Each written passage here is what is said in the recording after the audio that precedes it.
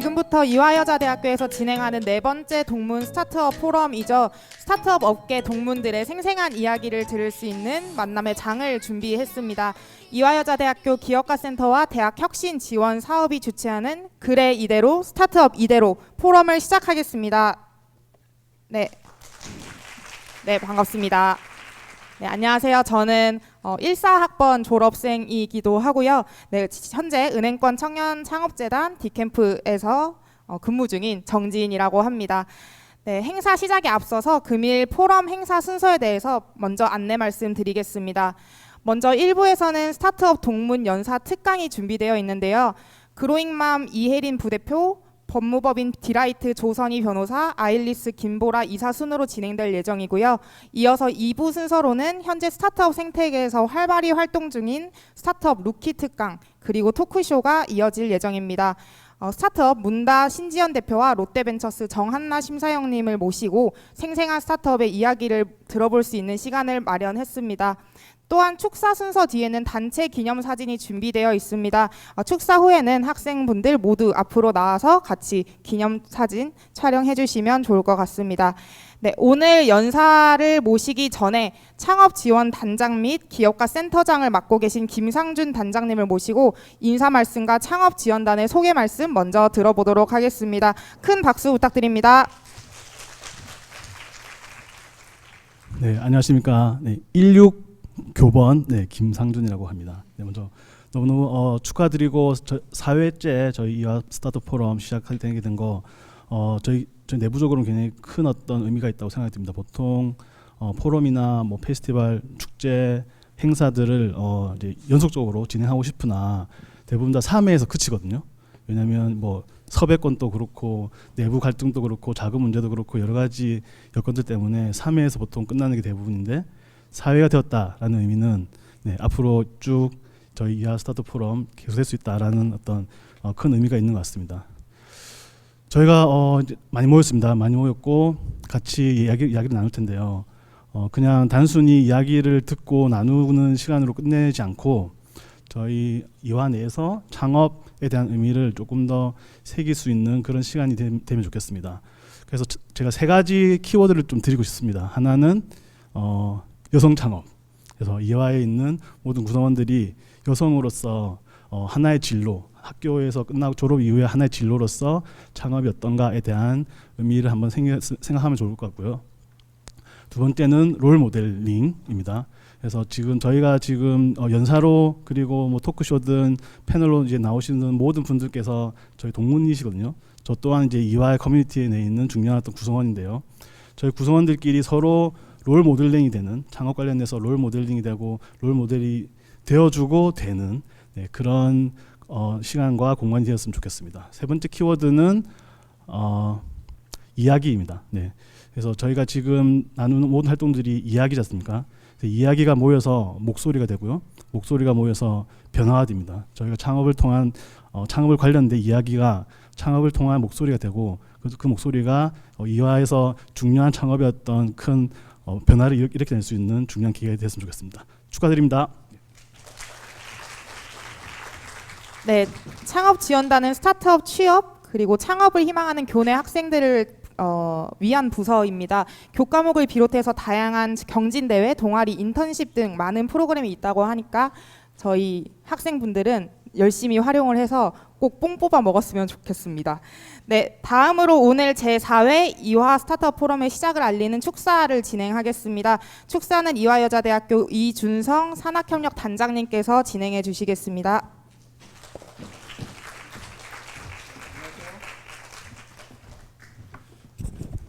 네, 안녕하세요. 지금 소개받은 이준성입니다. 저는 연구처장 겸 산학협력단장 겸 그리고 이화기술지주회사 대표를 맡고 있는데요.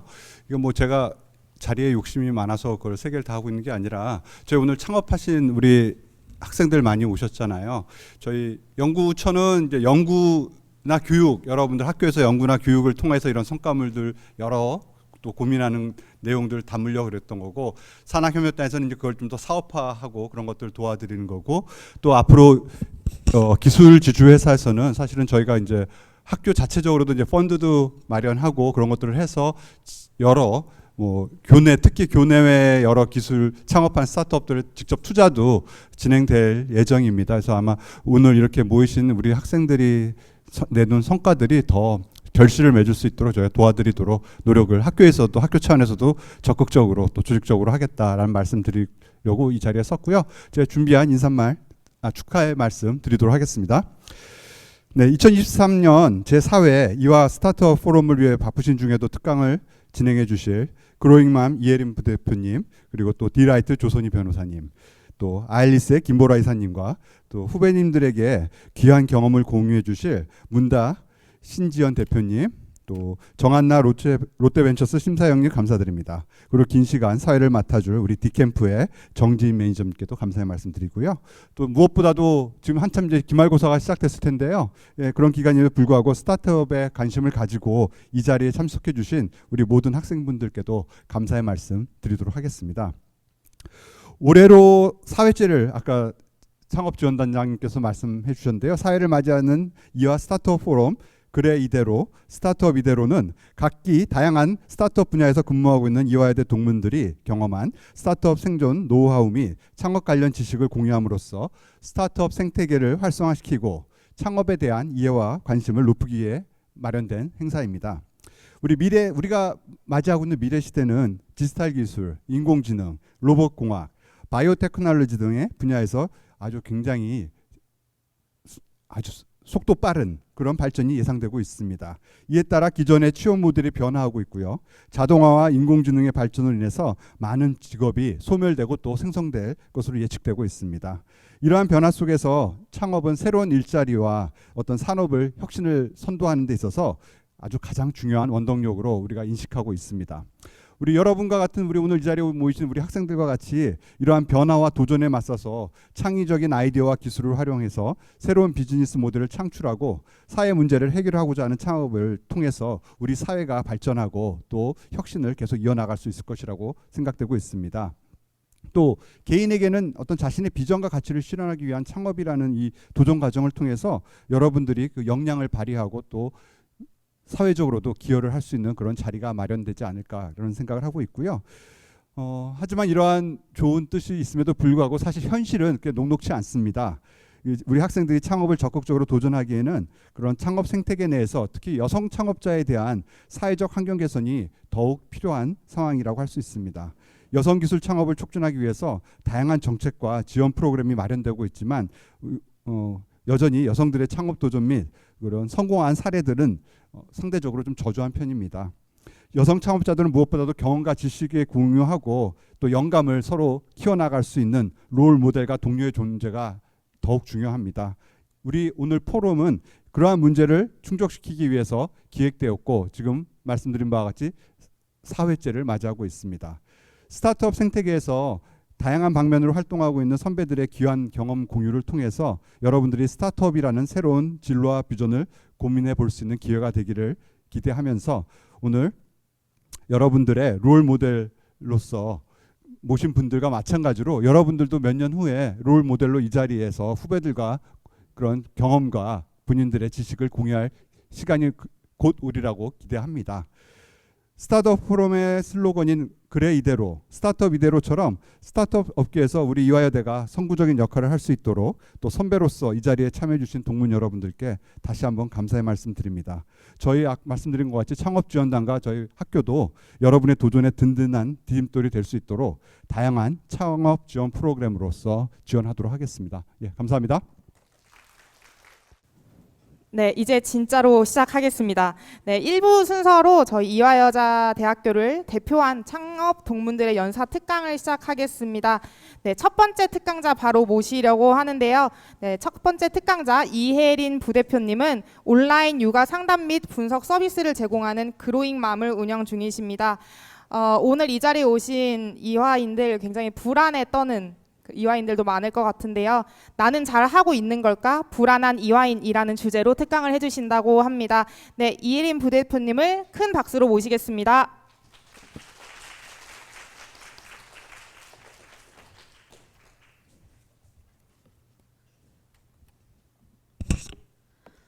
네, 안녕하세요. 반갑습니다. 방금 전에 사진을 다 같이 이렇게 찍고 이렇게 빠르게 행사가 효율적으로 진행되는 거 굉장히 좋아합니다. 네, 시간 딜레이 전혀 없이 네, 시작하게 됐고요. 저도 아까 이따 설명드리긴 하겠지만 학부와 대학원을 다 이제 모교에서 마무리를 했고 사실상 저는 졸업한 지 얼마 안 됐어요. 대학원은 작년에 학위를 수여받아서 사실상 신빙이나 다름이 없습니다. 네, 그래서 다시 학교 오니까 너무 반가웠고 기분이 좋았고 많이 떨리고 설레네요. 이제 시작을 해보도록 할게요. 네, 저는 일단 제 소개를 드리면 네, 보기에는 이래봬도 애가 둘입니다. 그래서 어떻게 들어올 때 제가 이혜린입니다 이랬더니 이렇게 명찰을 찾으시더라고요. 상당히 기분이 좋았습니다. 네.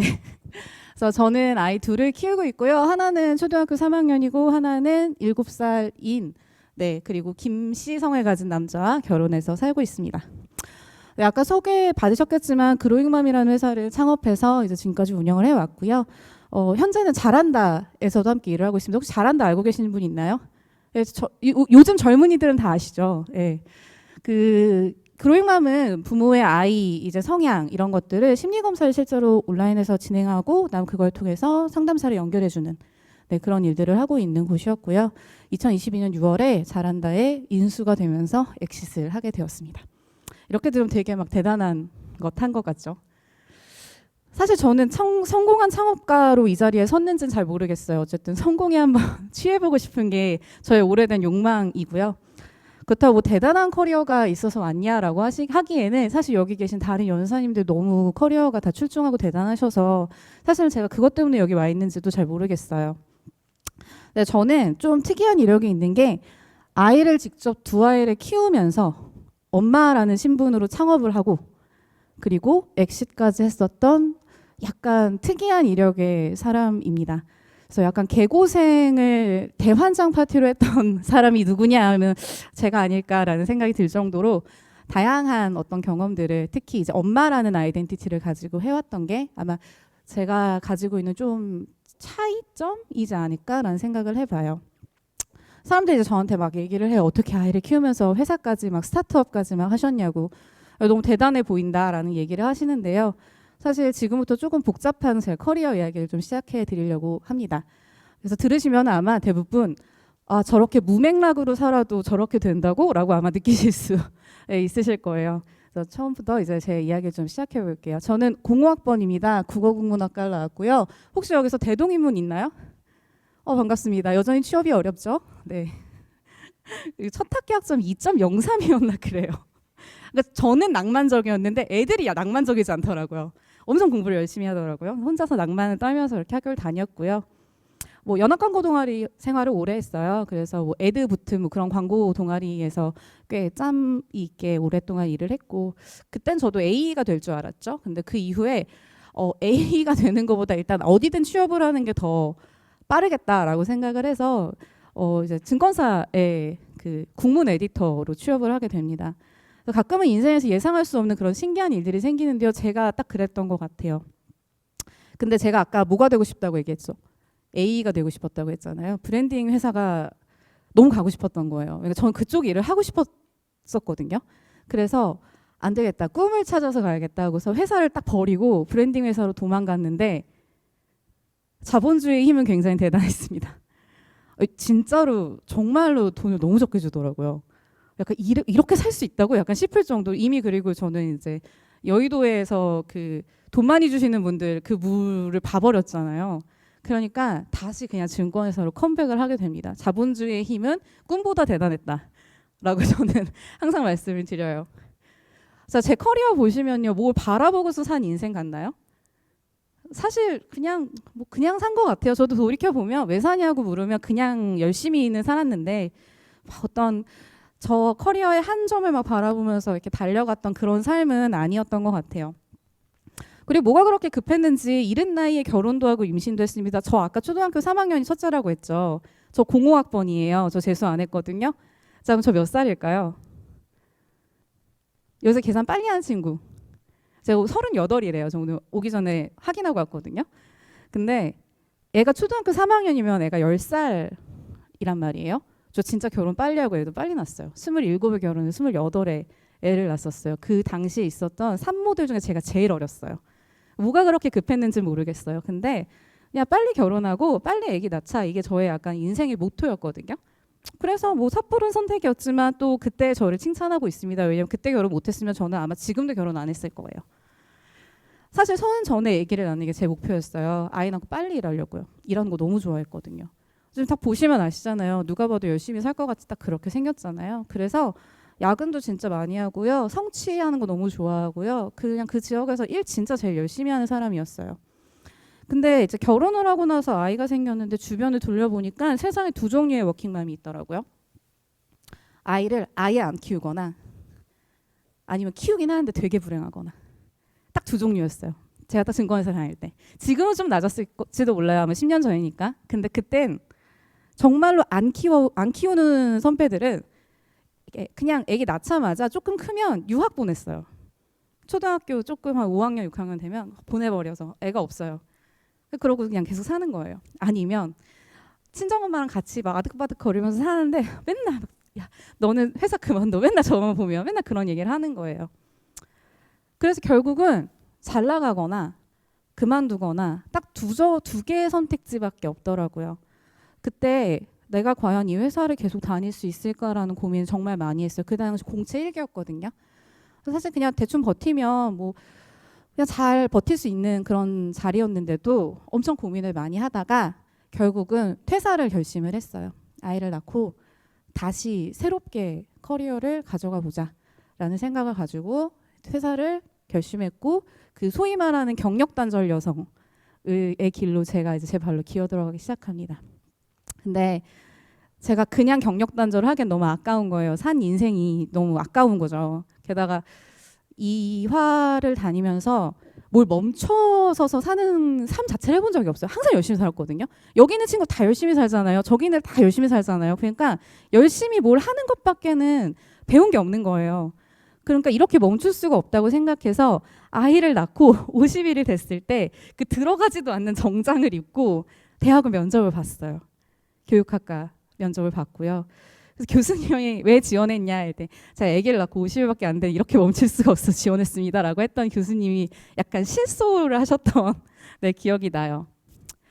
그래서 10년 만에 학교를 다시 왔어요. 그래서 1호학번 교육학과 석사과정으로 이제 다시 학위 과정을 하게 됐고요.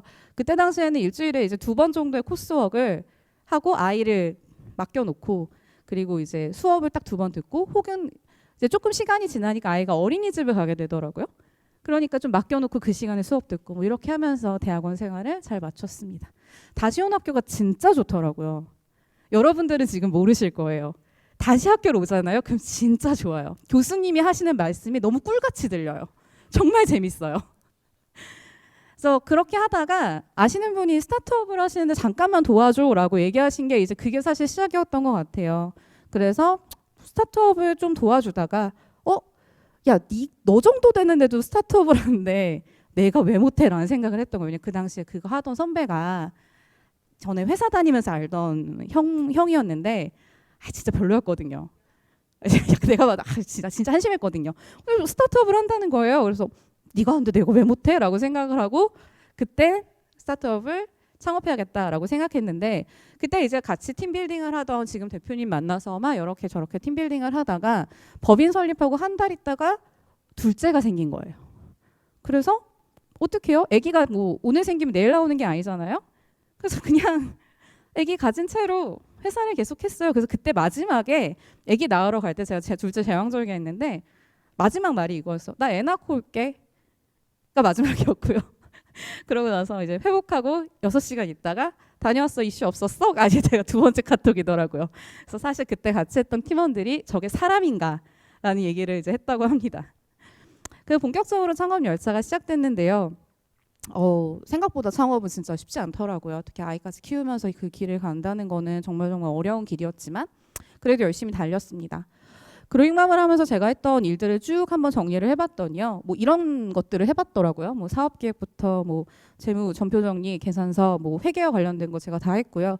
사업 화면에 UX 기획하고 설계하고 개발팀이랑 커뮤니케이션하고 뭐 코드 보고 광고 집행하고 디자인 영상 편집하고 때때로 필요하면 교육하고 상담도 하고 교육학까지 상담 전공했거든요.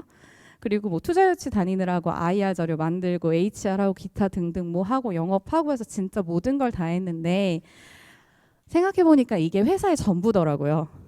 그걸 다 했어요. 창업가는 이걸 다 하실 수 있으셔야 해요. 다 전문은 아니어도 기본은 알고 있어야 되더라고요. 자, 앞에서 보셨을 때 제가 했던 일도 쭉 보시면 저는 저의 커리어는 뭐 하는 사람 같으세요? 딱 커리어를 한마디로 단정할 수 있나요?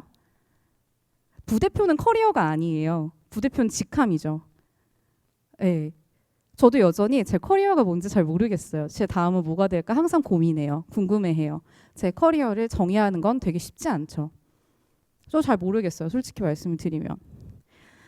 여전히 저도 불안해요. 왜냐하면 여기에 연사로 와서 여기서 막 좋은 얘기하고 막 멋있는 것 같고 막 이렇게 하지만 사실 저도 여전히 불안합니다. 그럴 때마다 제가 저한테 거는 주문이 있어요. 바로 이제 connecting the dots라는 말을 저는 저에게 항상 주문을 거는데요. 여기 혹시 부동산은 어떻게 형성되는지 아시는 분 있나요? 라고 얘기하면 여기서 여기 앉아 있지 않고 돈을 버셨겠죠. 연남동 가보신 분. 근처니까 연남동 다 가보셨죠. 연남동이 처음에 어떻게 생겼는지 혹시 그 역사를 아시는 분 있나요? 그 연남동은요, 여기 위에 보시는 소위 연남이 그 시작입니다. 원래 연남동은요, 영희동이랑 가까워서요, 이렇게 좀 어느 정도 이렇게 조용하게 사람들이 살던 곳이었는데, 소위 연남이라는 그 핫한 타이 음식점이 들어와서 대박 히트를 치기 시작하면서 거기 중심으로 괜찮은 음식점들이 군데군데 생겨나기 시작했어요.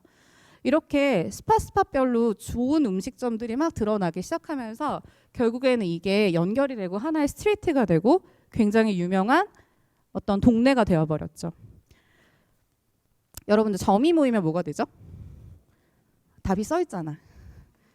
우리 친구들 점이 모이면 뭐가 되죠? 네, 선이 모이면 뭐가 되죠?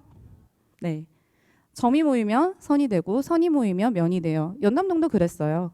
작은 그런 식당들이 하나의 점처럼 있다가 그러다가 어느 순간에 그 옆에 하나씩 좋은 식당들이 또 들어오고 예쁜 액세서리 가게들이 들어오고 그러다가 어느 순간 정신 차려봤더니 집값이 천정부지로 올라가는 핫스팟이 되었다. 면이 되었다. 라는 게 사실 부동산의 핵심 원리입니다. 그래서 저는 가끔씩 지나가다가 A 스팟과 B 스팟이 있는데 이 중간에 개발 안 된 데 있잖아요. 그러면 저긴 되겠다라고 항상 생각해요. 그럴 수밖에 없는 구조니까요. 근데요, 점은 찍는 것도 중요한데요. 이렇게 연결하는 것도 되게 중요해요. 이 말을 누가 하셨냐면 요 밑에 혹시 보이시나요? 되게 유명하신 분인데. 네. 이분 누구시죠? 네, 되게 유명하신 분이 하신 말인데 여기서 제가 볼드 쳐놓은 부분 보면 그 다츠가 언젠가 너의 미래에 연결될 것이라는 것을 믿는 게 되게 중요하다라는 그 말을 저는 항상 마음에 새기고 있어요. 이게 바로 커넥팅 더 닷스의 핵심 개념이거든요. 볼까요? 하루에도 저는요 무수히 엄청나게 많은 점을 찍고 있어요. 제가 오늘 찍은 점이 뭐가 있을까요? 이 점은 뭘까요? 제가 오늘 하루 동안 한 많은 일들을 다 잘게 쪼개면 다 점이 될 수 있겠죠. 아침에 일어나서 아이들 씻기고 먹이고 유치원이랑 학교 보내고 그리고 오늘 오전에 사실은 제가 갑자기 교육을 받아야 될 게 있어서 강남을 가서 무슨 이렇게 창업 교육하는 그런 교육을 듣고 지금 잠깐 온 거예요. 그런 교육을 들은 것도 제가 찍은 점이죠. 여기에 와서 여러분들을 만나서 얘기를 하고 어떤 의미 있는 그런 가치를 전달하는 것도 제가 찍은 점이죠. 이따 또 다시 돌아가면 또 의미 있는 점들을 찍겠죠. 여러분들도 여기 오기 전에 엄청나게 많은 점들을 찍었을 거예요. 오시다가 뭐 버스 기사 아저씨랑 뭐 싸우셨거나 그것도 다 점이에요. 예, 오시다가 찍으신 모든 활동들은 다 잘게 쪼개면 여러분들이 찍은 점이 될 수 있어요.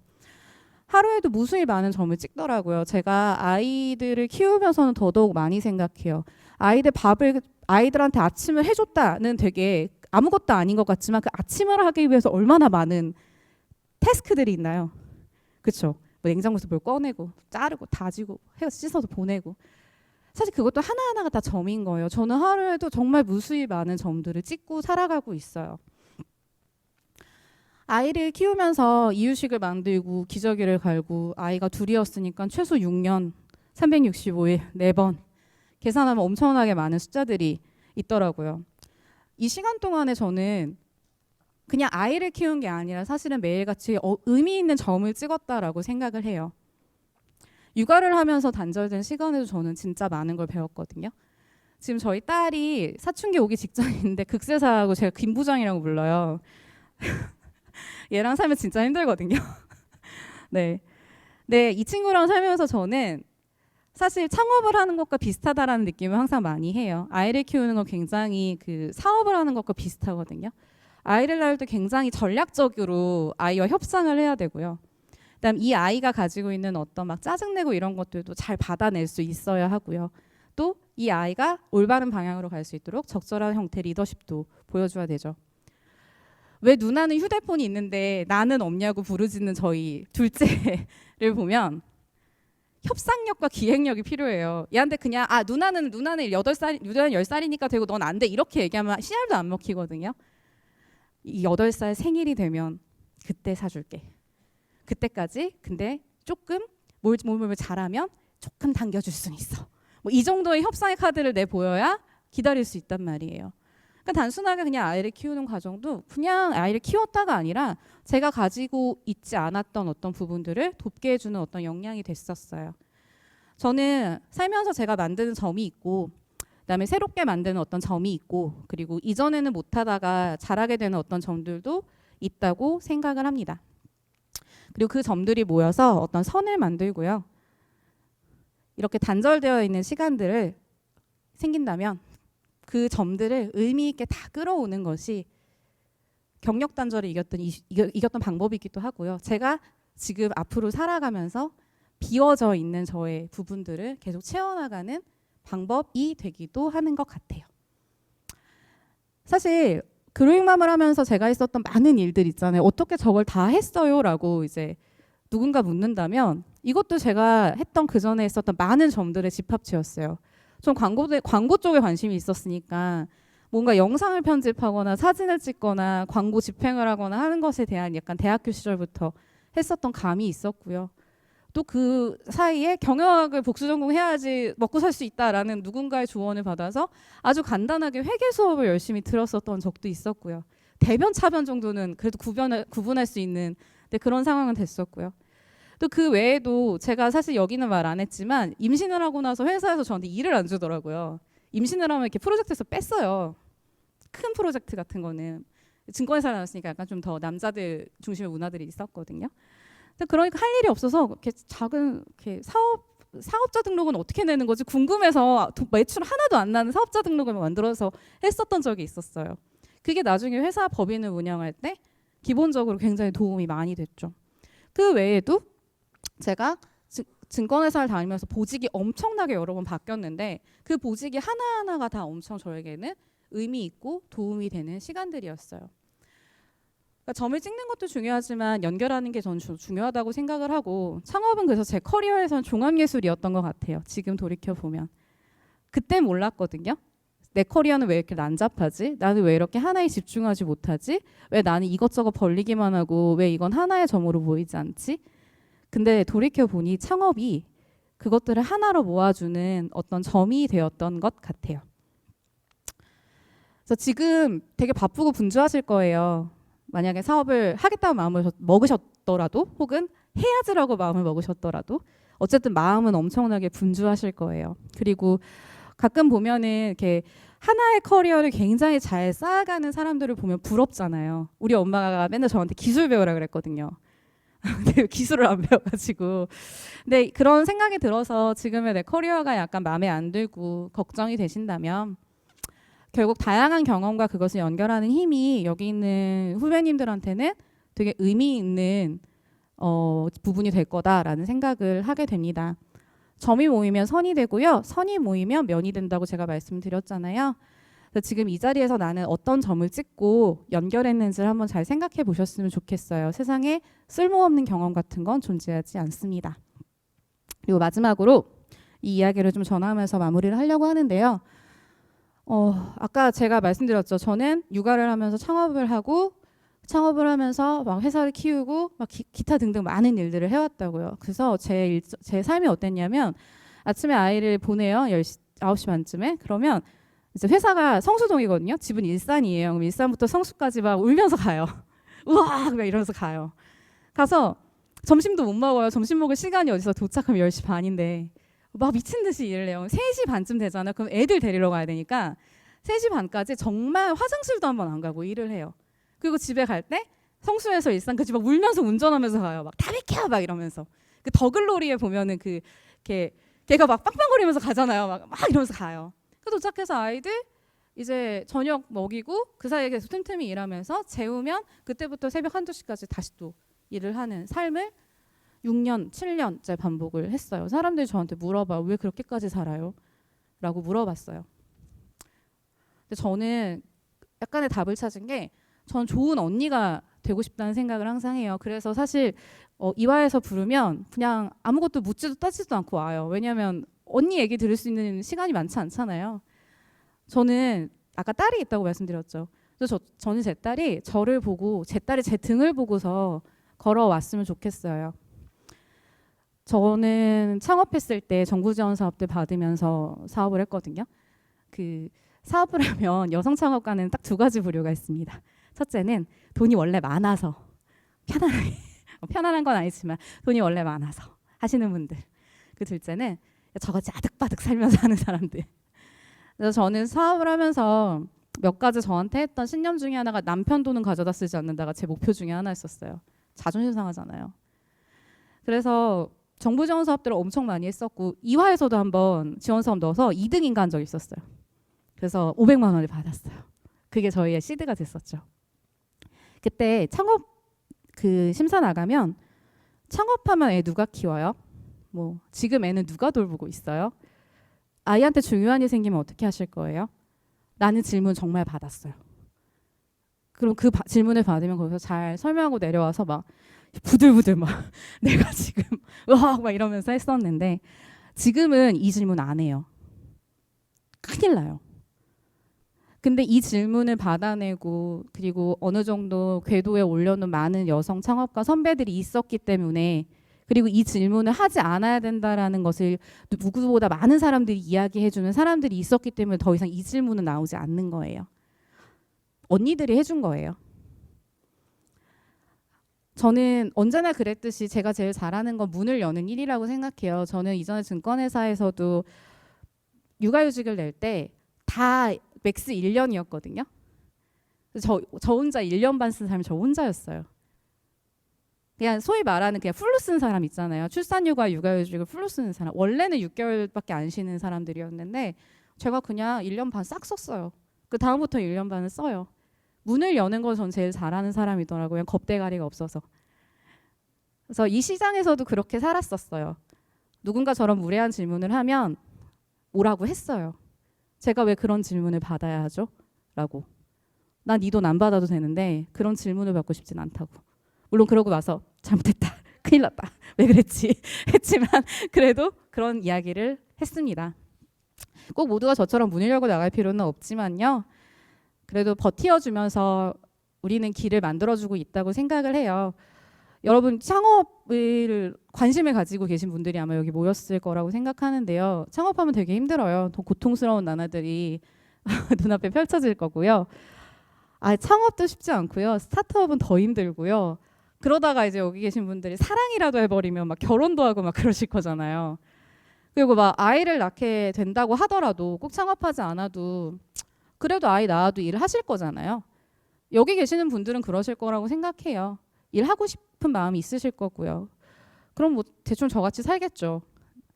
근데 그래도 그때그때 하시는 선택을 믿고 나아가셨으면 좋겠어요. 완벽한 선택 같은 건 이 세상에 존재하지 않는데요.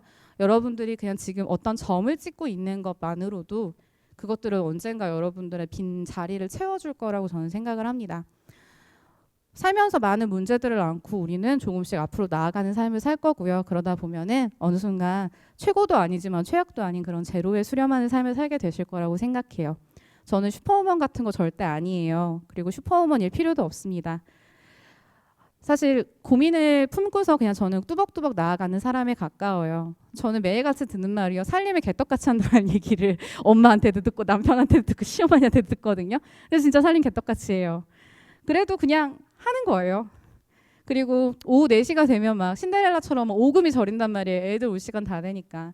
그래도 그런 삶을 살아도 그래도 앞으로 뚜벅뚜벅 나아갑니다. 그래도 저는 제 삶을 사랑하니까요. 그래서 함께 잘 존버하셨으면 좋겠습니다. 그리고 그 자리에는 저뿐만 아니라 다른 언니들이 여러분들을 아주 환대하면서 기다리고 있을 거니까요. 두렵거나 걱정이 되시거나 용기가 나지 않을 때에는 언니들을 찾아주세요. 언니들이 그렇게 자리를 지키고 있겠습니다. 감사합니다. 네, 따뜻한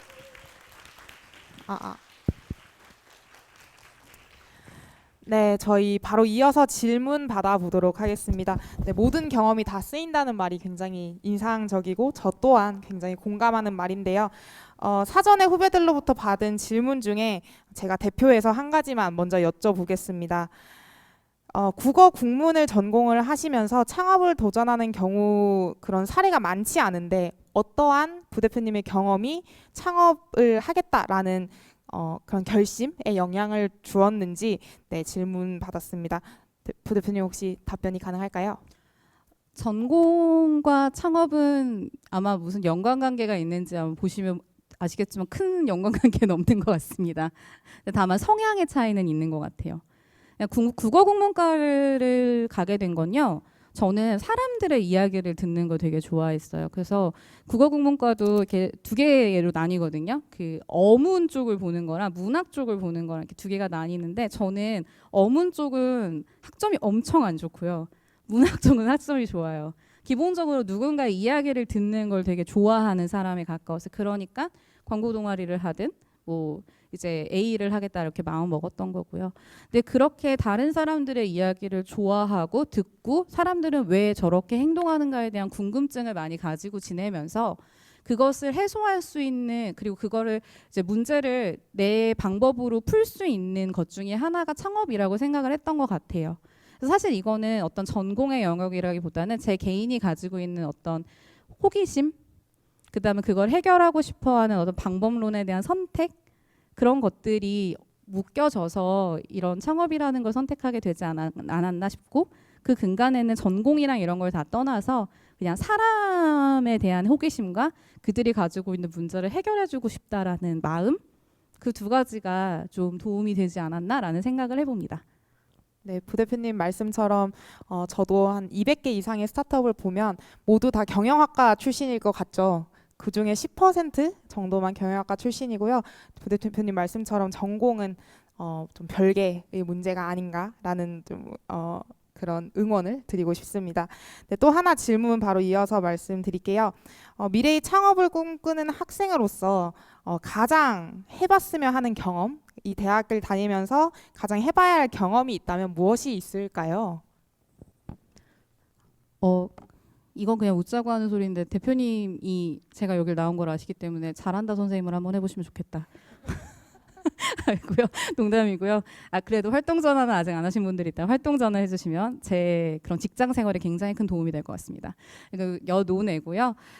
저는 여기 이렇게 그 기업가 센터나 이런 곳에서 하는 다양한 창업 지원 프로그램들 많이 해보시는 거 되게 추천드려요. 그러니까 이게 그냥 교육으로서만 하는 게 아니라 저도 이런 교육 프로그램 정말 많이 들었거든요. 그리고 단순히 뭐 이제 기업가 센터에서 하는 것뿐만 아니라 디캠프나 이런 데서도 엄청나게 많이 하고 있어요. 근데 그거를 배우고 시작하는 것과 하지 않고 그냥 내가 독단적으로 시작하는 건 정말 다르거든요.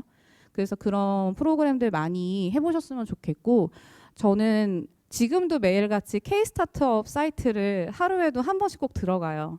거기 가면 정말 좋은 교육 프로그램과 혹은 나한테 조금이라도 시드를 줄 수 있는 그런 지원책들이 되게 많이 있거든요. 결국에는 창업은 해보고 말아 먹어야 배워요.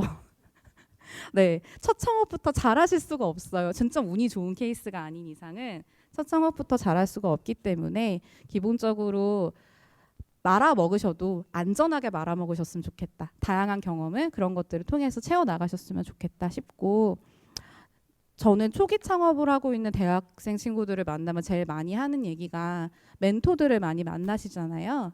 많이 만나실 거예요. 근데 그 멘토들을 만나실 때 꼭 주의하셨으면 좋겠는 게 그 멘토들의 정답은 아니에요. 네, 왜냐하면 그분들이 사업을 오래 하신 경우도 있지만 또 아니신 것도 있고 내 아이템을 누구보다 잘하는 건 나거든요.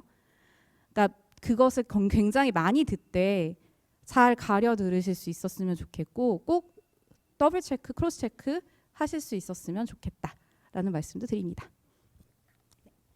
네. 시간은 다 되었는데요. 좀 현장에서 질문 있으면 받아보려고 합니다. 혹시 질문 있으신 분 손 들어주시겠어요? 네. 네, 안녕하세요. 저는 철학과 20학번 김수정입니다. 저는 특히 연사님의 점과 선면 이야기가 되게 와닿았었는데요. 제 전공도 철학인 만큼 제가 하는 일이 남들이 보기에는 좀 비생산적이고 그런 좋은 전공이 아닌데도 그런 뭔가 부채의식이 갖고 있었는데 그런 마음이 해소된 것 같아서 되게 좋았고, 제가 대표님께 드리고 싶은 질문은 부대표님께서는 되게 창업을 하시면서 여러 가지 일을 하시게 됐다고 보여주셨는데 그 일들을 처음 하시는 일도 있으셨을 텐데 어떻게 처음 하는 일임에도 불구하고 전문가 정도의 수준으로 잘할 수 있었던지에 대해서 질문을 드리고 싶어요. 사실은 제가 모든 걸 다 전문가 수준으로 다 할 수는 없어요. 근데 전문가와 이야기하려면 어느 정도는 알고 있어야 돼요. 그래서 저는 처음에는 규모가 작을 때는 그렇게 전문가를 요할 정도의 것을 할 필요는 없었어요. 근데 이제 회사가 커지면 진짜로 이거 전문으로 하시는 분들과 얘기해야 하거든요. 뭐 외관 받아야 되면 회계사님과 얘기해야 되고, 법률 자문이나 이런 거 할 때는 다 해야 되고, 그럴 때는 기초교육 같은 경우 온라인에서 정말 많이 찾아 들었어요. 왜냐하면 그 용어를 알아야지 얘기할 수 있으니까요. 그래서 물론 저도 전문가 수준까지 가지는 않았지만 일단 1차적으로는 유튜브나 이런 거에서 기본이 될 만한 그 용어에 대한 이해를 들을 수 있는 거는 교육을 좀 들었고, 둘째는 저는 제 가장 큰 장점이 모르면 잘 물어봐요. 네, 그거 좀 잘 아시는 분한테 실제로 이건 어떻게 구동되는 건지 진짜 잘 물어봐요. 그래서 딱 기본 교육 들은 다음에 제가 해봤는데 막히는 거 있잖아요. 그러면은 그걸 조금이라도 알 수 있을 법한 다른 뭐 CEO 네트워크 모임에서 만난 누군가에게 이렇게 물어봐요. 어떻게 하는 거냐. 그럼 생각보다 물어보면 금방 끝나거든요. 그래서 잘 모르는 게 있으면 전문가와 할 수 있는 정도의 수준까지 기본적으로 배우는 것. 둘째는 하다가 정말 모르겠다 싶은 것들은 그걸 잘 아는 사람에게 물어보는 것. 이 두 가지만 있어도 저기 이렇게 기본 이상까지는 그래도 갈 수 있는 것 같아요. 그리고 어차피 그 이상의 것은요, 전문가를 쓰셔야 합니다. 네. 근데 그 전문가를 쓰실 때도 눈탱이를 안 맞으려면 제가 알아야 되는 게 있는 거죠. 그래서 기본적인 그런 내가 어느 정도 알아야 되는 교육들은 하시면 좋고, 그런 기본 교육은 디캠프에서도 많이 해주고 이런 데서도 많이 해주고 정말 고맙죠. 네. 그리고 뭐 K 스타트업 이런 데서도 보면 그런 기초 교육들이 많이 있어요. 근데 그런 교육들을 뭐 이렇게 하루 이틀 정도만 쭉 열심히 들으시면 기본 세팅을 잡으실 수 있어서 그런 교육들 들으시는 거 추천드립니다. 네. 저희 좀 뭐든지 할 수 있다라는 응원을 주신 것 같아요. 네, 오늘 이화인들에게 힘을 주신 이혜린 부대표님께 큰 박수 부탁드리겠습니다. 네, 대표님 감사합니다.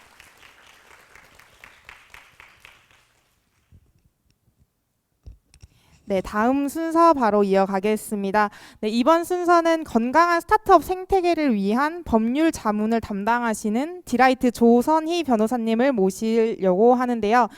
스타트업 전문 로펌 조금 생소하실 수도 있을 것 같아요. 스타트업을 위한 전문 로펌에서 변호사로서 어떤 일을 하시는지에 대해서 변호사님이 직접 이야기해 주신다고 합니다. 네, 저희 박수로 변호사님 모시겠습니다. 예, 잘 들리시나요?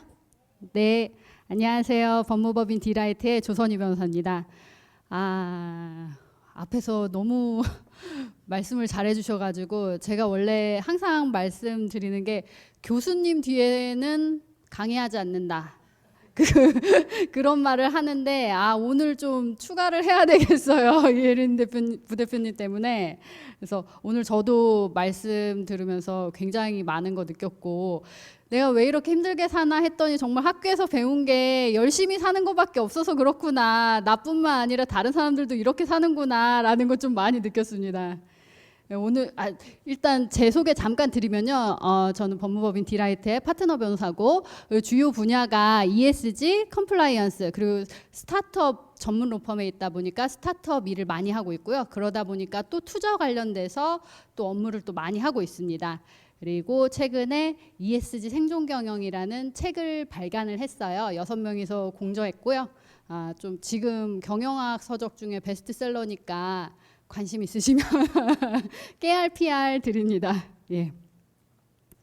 그럼 제가 오늘 드릴 말씀은 한 3가지로 요약을 하는데 그냥 개인적인 이야기에서 시작해서 이 귀중한 시간 내서 어렵게 자리를 하신 거니까 조금이라도 뭔가 법률적으로 좀 얻어가셨으면 이 정도는 창업하는데 알고 계셨으면 하는 내용만 좀 엑기스만 좀 뽑아가지고 설명을 좀 드릴게요.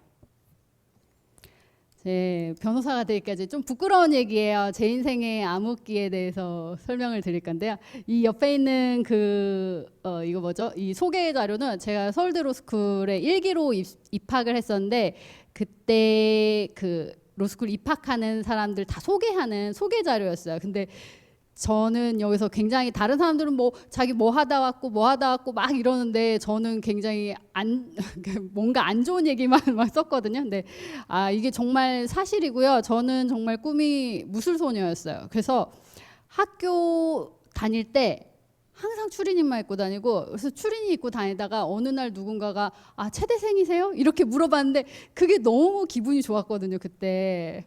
저는 법대 수업도 많이 들었지만 뭐 어쩔 수 없이 법대는 그 전공 이수 학점이 많아서 법대 수업을 많이 들었긴 했지만 다른 학과 수업도 많이 들었고요.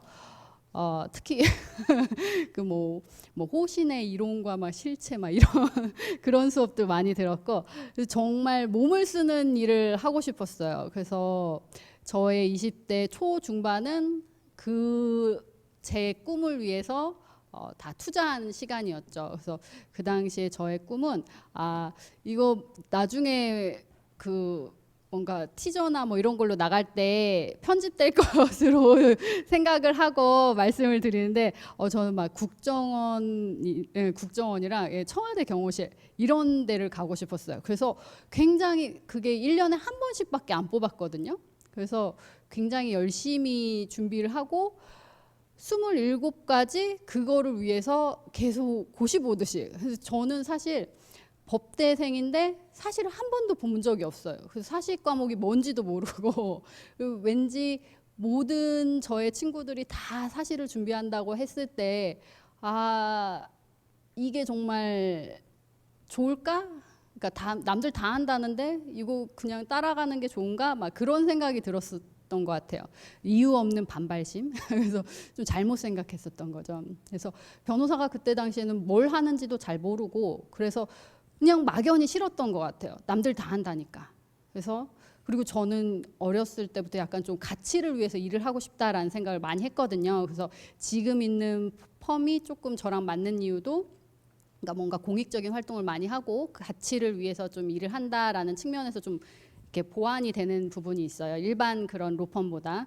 그래서 그런데 그래서 가치를 위해서 일을 하고 싶다. 그거를 실천을 할 수 있는 게 뭘까 하다가 정말 음지에서 양지를 지향하는 이런 그 멘트에 꽂혀서 국정원이랑 막 이렇게 지원을 했습니다. 그래서 27살 그때까지 매년 지원했는데 어느 단계까지는 항상 올라갔어요. 그래서 항상 올라갔는데 마지막에 신원조회에서도 떨어지고 근데 신원조회에서 떨어진 거는 제가 신원이 불확실해서 그런 건 아니었고요. 그냥 같이 올라갔던 사람 중에 2명을 뽑는데 3명이 올라갔다면 2분이 국가유공자 가산점을 받는 분이었거든요. 그래서 최종적으로 떨어져서 나는 그때까지 정말 27살 때까지 너무너무 열심히 했는데 마지막까지 안 되니까 내가 어디서 뭐가 부족해서 이렇게 됐지? 막 그러면서 굉장히 좀 자책하면서 막 땅굴 파고 그게 한 6개월은 됐던 것 같아요. 그래서 너무 마지막에 떨어졌을 때 굉장히 타격이 커서 저희 아버지가 잔치도 하셨거든요. 신원조회가 들어왔을 때 신원조회가 들어오면 보통은 붙는다라는 그런 얘기가 있으니까 그래서 동네 잔치도 하고 막 그랬는데 그래서 정말 6개월 동안 암흑기를 가지면서 내가 뭐가 부족해서 어디서 뭘 잘못했지 막 이런 생각을 굉장히 많이 했었는데 그러고 나서 제가 이제 그냥 취업을 해야겠다 해서 그 카이스트의 교직원으로 취업을 했던 겁니다. 그래서 취업을 했는데 취업을 하고 나니까 1년인가 있다가 갑자기 로스쿨이 생긴대요.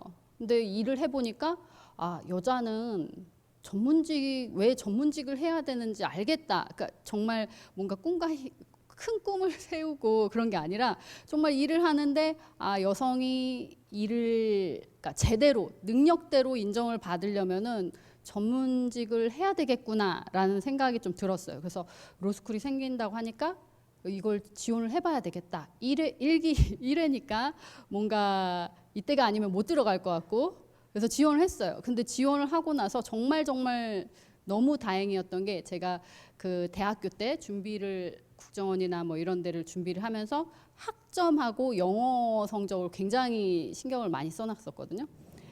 근데 그게 나중에 그 로스쿨 갈 때 뭐 리트도 분명히 뭐 좀 운 좋게 대박이 난 것도 있긴 하지만 그게 분명히 그때 도움이 됐던 거예요. 그래서 너무 생각보다 쉽게 로스쿨에 입학을 했었어요. 그래서 지금 돌이켜 보면 제가 저희 신입 변호사님들 뭐 워크숍하고 막 이러면은 나가서 하는 말이 여러분들 여기 다 잘 돼서 오신 것 같은데 여기가 끝이 아니고 앞으로 어떻게 될지 모른다.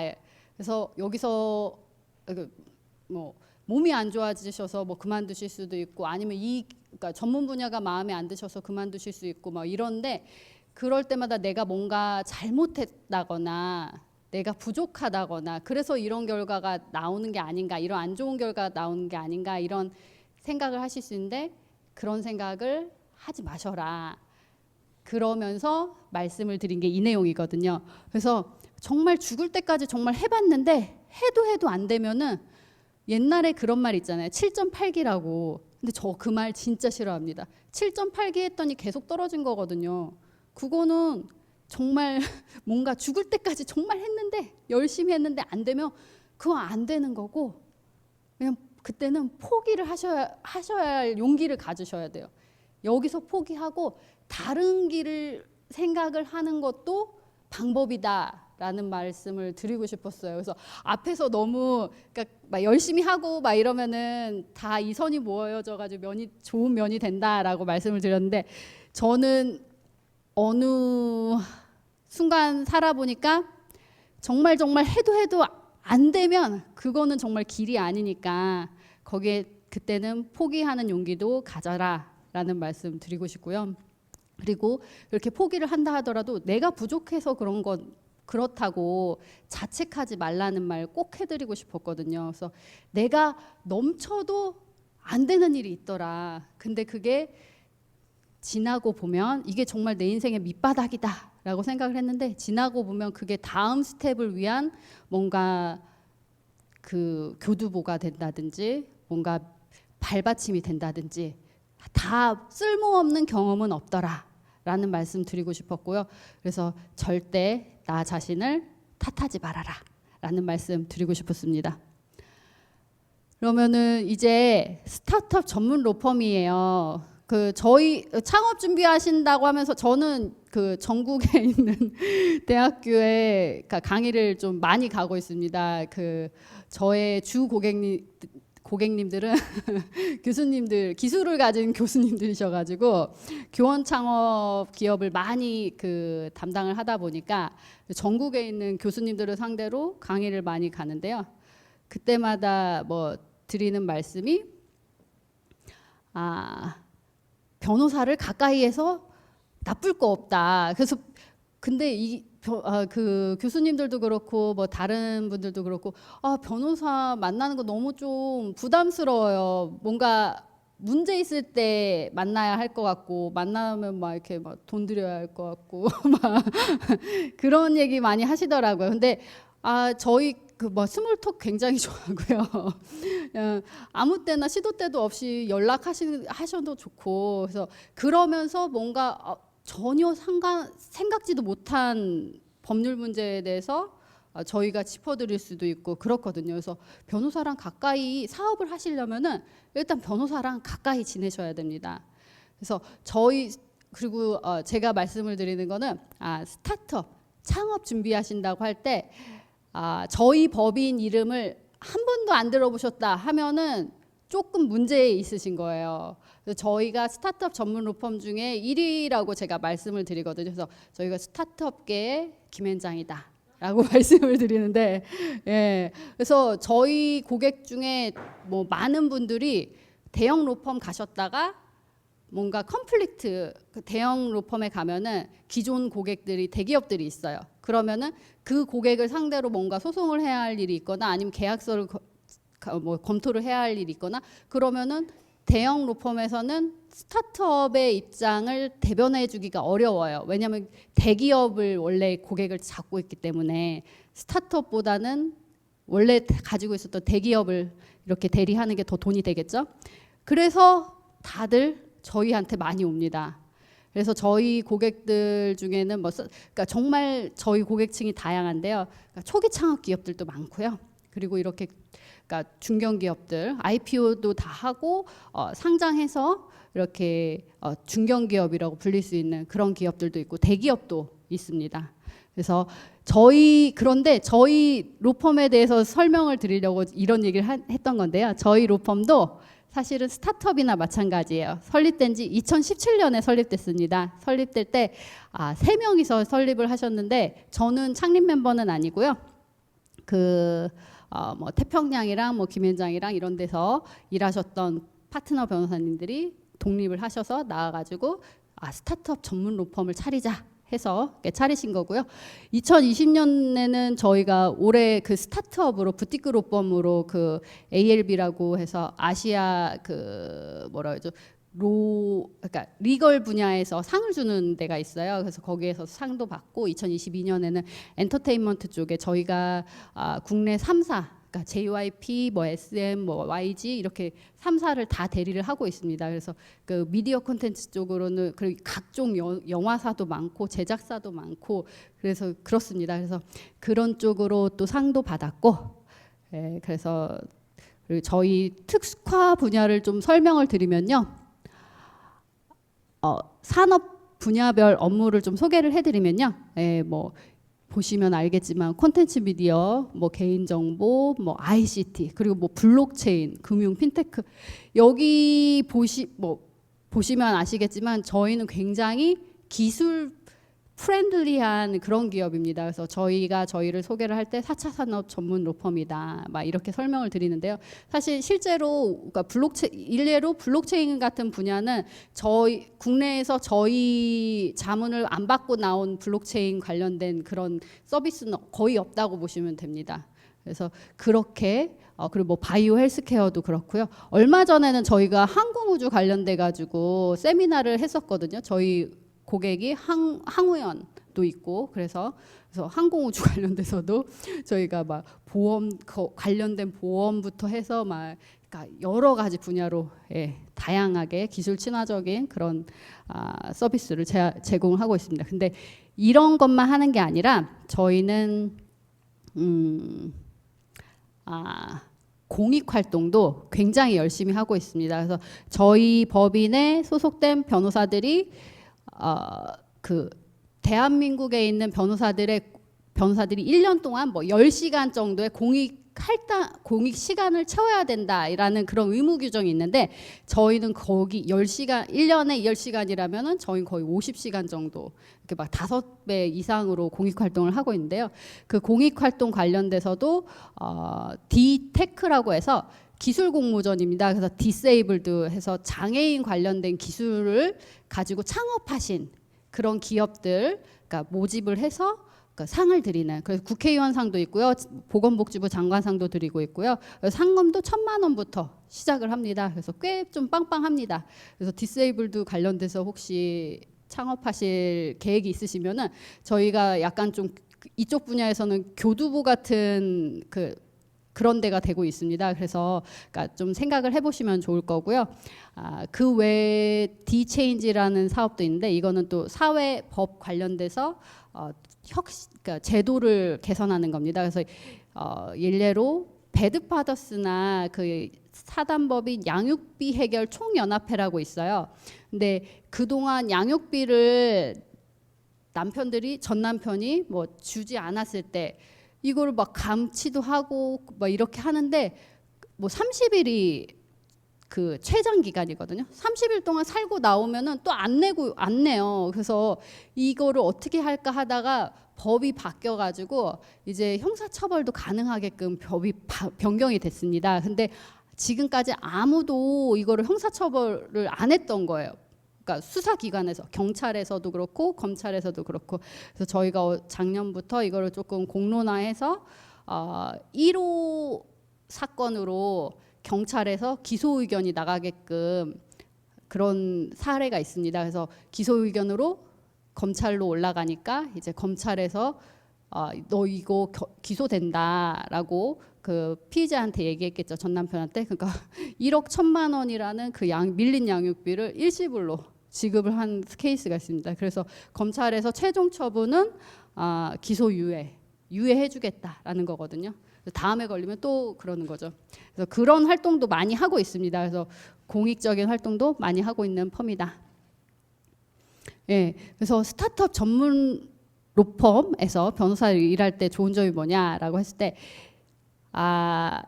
기존에 있던 로펌, 저는 2021년에 그 저희 법인에 합류를 했거든요. 그래서 그때 그 전에는 다른 펌에 다니고 있다가 유학을 갔다가 이쪽 펌으로 이직을 한 건데, 기존에 다닐 때 있었던 펌이랑 비교를 했을 때 기존 펌에서는 항상 대기업 위주였고, 그래서 이미 다 세팅이 되어 있었고, 내가 아무리 이 기존 고객들을 막 잘 관리하고 막 아침에 뭐 9시에 질문하면서 오후 2시까지 주세요 이러면 정말 피말리거든요.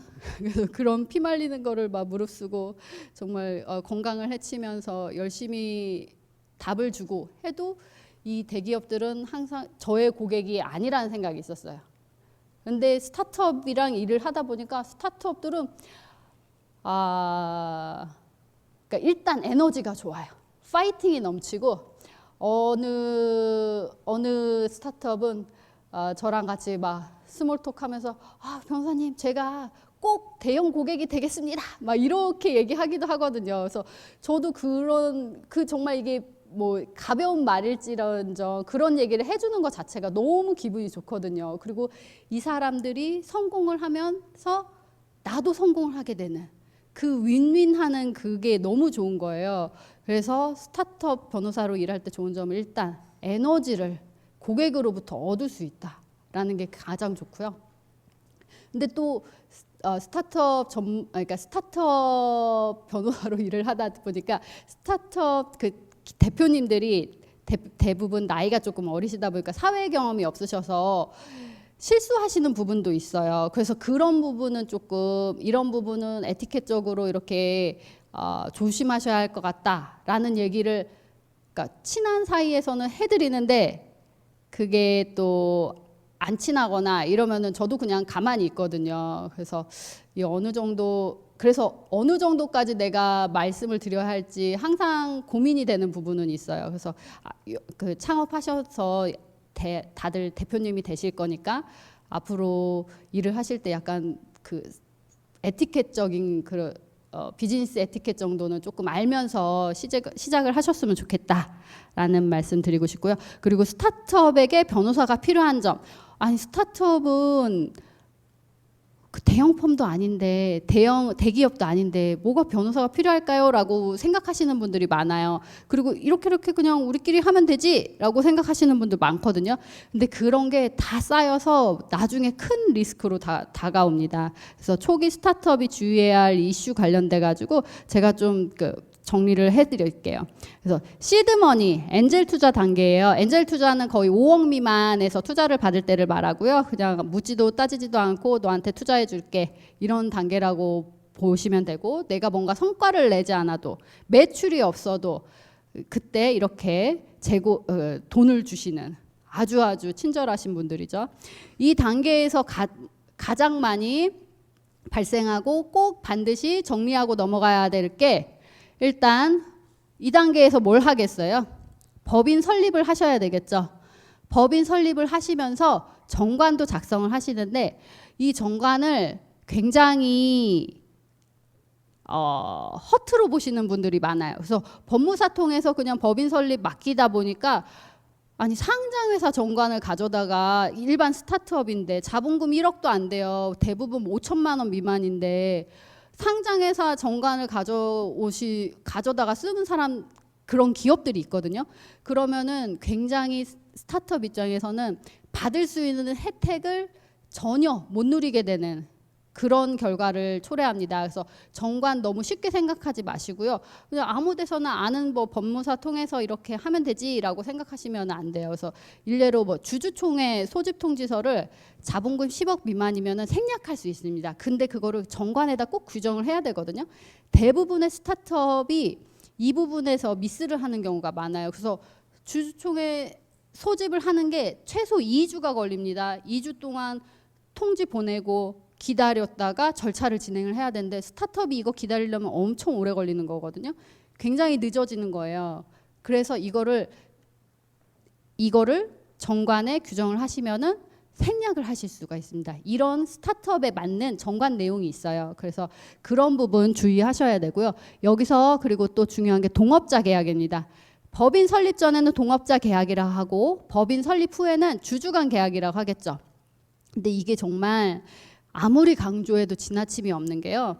지금 현재 기업을 만들 때, 법인을 만들 때, 우리 너무 사이 좋아. 우리 진짜 뭐 10년, 100년 막 이렇게 갈 것 같아. 그러면서 그냥 구두로만 얘기해요. 너 30% 하고, 대표이사니까 너 40% 하고, 나 여기 뭐 돈 초기 비용 내니까 그래도 나도 20 남은 게 뭐 몇이죠? 30%? 나도 그럼 뭐 30% 가질게. 그래서 3대 4대 3 이렇게 나눴단 말이에요. 초기 그 다음에 투자 받을 수 있을까요? 투자 받기 어려워요. 그래서 이 사람들이 또 생각을 하죠. 그러면은 내 삶 가지고 있는 주식을 네가 가지고 있는 것처럼 얘기를 해. 그렇지만 우리들 사이에서는 내가 3이야. 나중에 IPO 하면 나한테 정산해줘. 이런 식으로 임용 계약을 하기도 합니다. 굉장히 많이 해요. 이런 부분에. 근데 그렇게 됐을 때 무슨 문제가 있냐. 이건 실제로 발생된 일이고요. IPO 직전에 있는 회사였습니다. IPO 막 준비를 하고 있었어요. 주관사 선정하고 막 이러고 있는데, 갑자기 기존의 공동 창업자였던 사람들이 이 대표이사가 가지고 있는 지분 중에 30%는 내 거다라고 하면서 투자사들한테 전부 내용 증명을 보낸 거예요. 그럼 투자사들이 뭘 할 수 있냐면, 이런 거는 그 투자계약서상에 진술과 보장이라는 게 있어요. 그래서 진술과 보장 조건을 위반했다라고 하면서, 이 진술과 보장을 위반했을 때는 풋옵션을 행사할 수 있거든요. 풋옵션을 행사를 한다는 거는 내가 투자한 돈 다시 돌려줘. 그리고 내 주식 다 사가. 이렇게 할 수 있는 거예요. 근데 지금 이 공동 창업자들 간의 분쟁이 해결이 되지 않으니까 이제 막 지뢰를 막 다 던지는 거죠. 같이 죽자 이러면서. 그래서 VC들한테 다 내용 증명 통해 가지고 이거 내 거다 이렇게 하고 나니까 IPO 진행하던 게 올스톱 됐죠. 그리고 이거 어떻게 해결될지 모르겠어요. VC들이 이제서야 뭐 발을 빼야 할지 말아야 할지 VC들도 어렵고. 그래서 굉장히 전도 유망하던 기업이 이제 점점 하락하고 있는 그런 케이스도 있습니다. 그래서 이 주주간 계약을 통해서 공동 창업자들 간의 관계를 분명히, 그러니까 정리를 하시고 이 초기 단계에서 분명히 하시고 가셔야 된다는 거고요. 그리고 2단계에서 투자를 받을 때 세이프 계약을 또 많이 하기도 해요. 세이프 계약은 지금 니네 가치가 밸류에이션이 얼마일지 모르겠어. 그래서 내가 뭐 니네를 지금 뭐 30억 밸류라고 보고서 얼마를 투자한다 이런 식으로는 못 하겠고, 다음 후속 투자가 있으면 그 사람이 밸류에이션 잡아오면 거기에 연동해서 내 그 투자 비율을 결정해줘라는 그런 식의 계약서를 세이프 계약이라고 하고요. 그래서 세이프 계약은 초기에만 가능하고, 사실 세이프 계약을 스타트업 입장에서는 굉장히 아무 대가도 없고 뭐 돈을 주는 것도 아니고 오로지 그냥 나는 돈을 받는 거기 때문에 쉽게 생각할 수도 있는데, 이게 나중에는 굉장히 나쁜 조건이 될 수 있거든요. 그래서 할인율이나 뭐 이런 상한, 가치평가 상한 이런 거를 조금 잘 고민을 하셔야 된다라는 말씀 드리고 싶고, 그리고 기업의 성장 단계별 주의해야 할 법적 리스크입니다. 그래서 가장 많이, 그러니까 제가 그 초기 창업 기업들한테 많이 듣는 게 제가 사람을 뽑았는데 이 사람이랑 하루만 일해봐도 도저히 같이 못 있겠어요. 이 사람 당장 자르고 싶은데 자를 수 있나요? 막 이런 얘기. 아니면은 갑자기 직원들이 그만둔대요. 아니 하루아침에 그만두고 인수인계도 안 해주고 그냥 그만둔대요. 이거 어떻게 인수인계 한 달 동안 하고 가라고 막을 수 있나요? 이런 질문도 많이 받거든요. 인사노무 관련돼서 질문이 초기 창업 관련돼서 굉장히 많이 발생하고요. 그랬을 때 일단 직원이 갑자기 그만둔다. 인수인계 기간 한 달 근로계약서에 있는데 얘가 그만둔다는데 어떻게 하냐라고 하는데, 그만둔다고 할 때 이걸 막을 방법은 없습니다. 그래서 근로자는 항상 언제든지 그만둘 수 있거든요.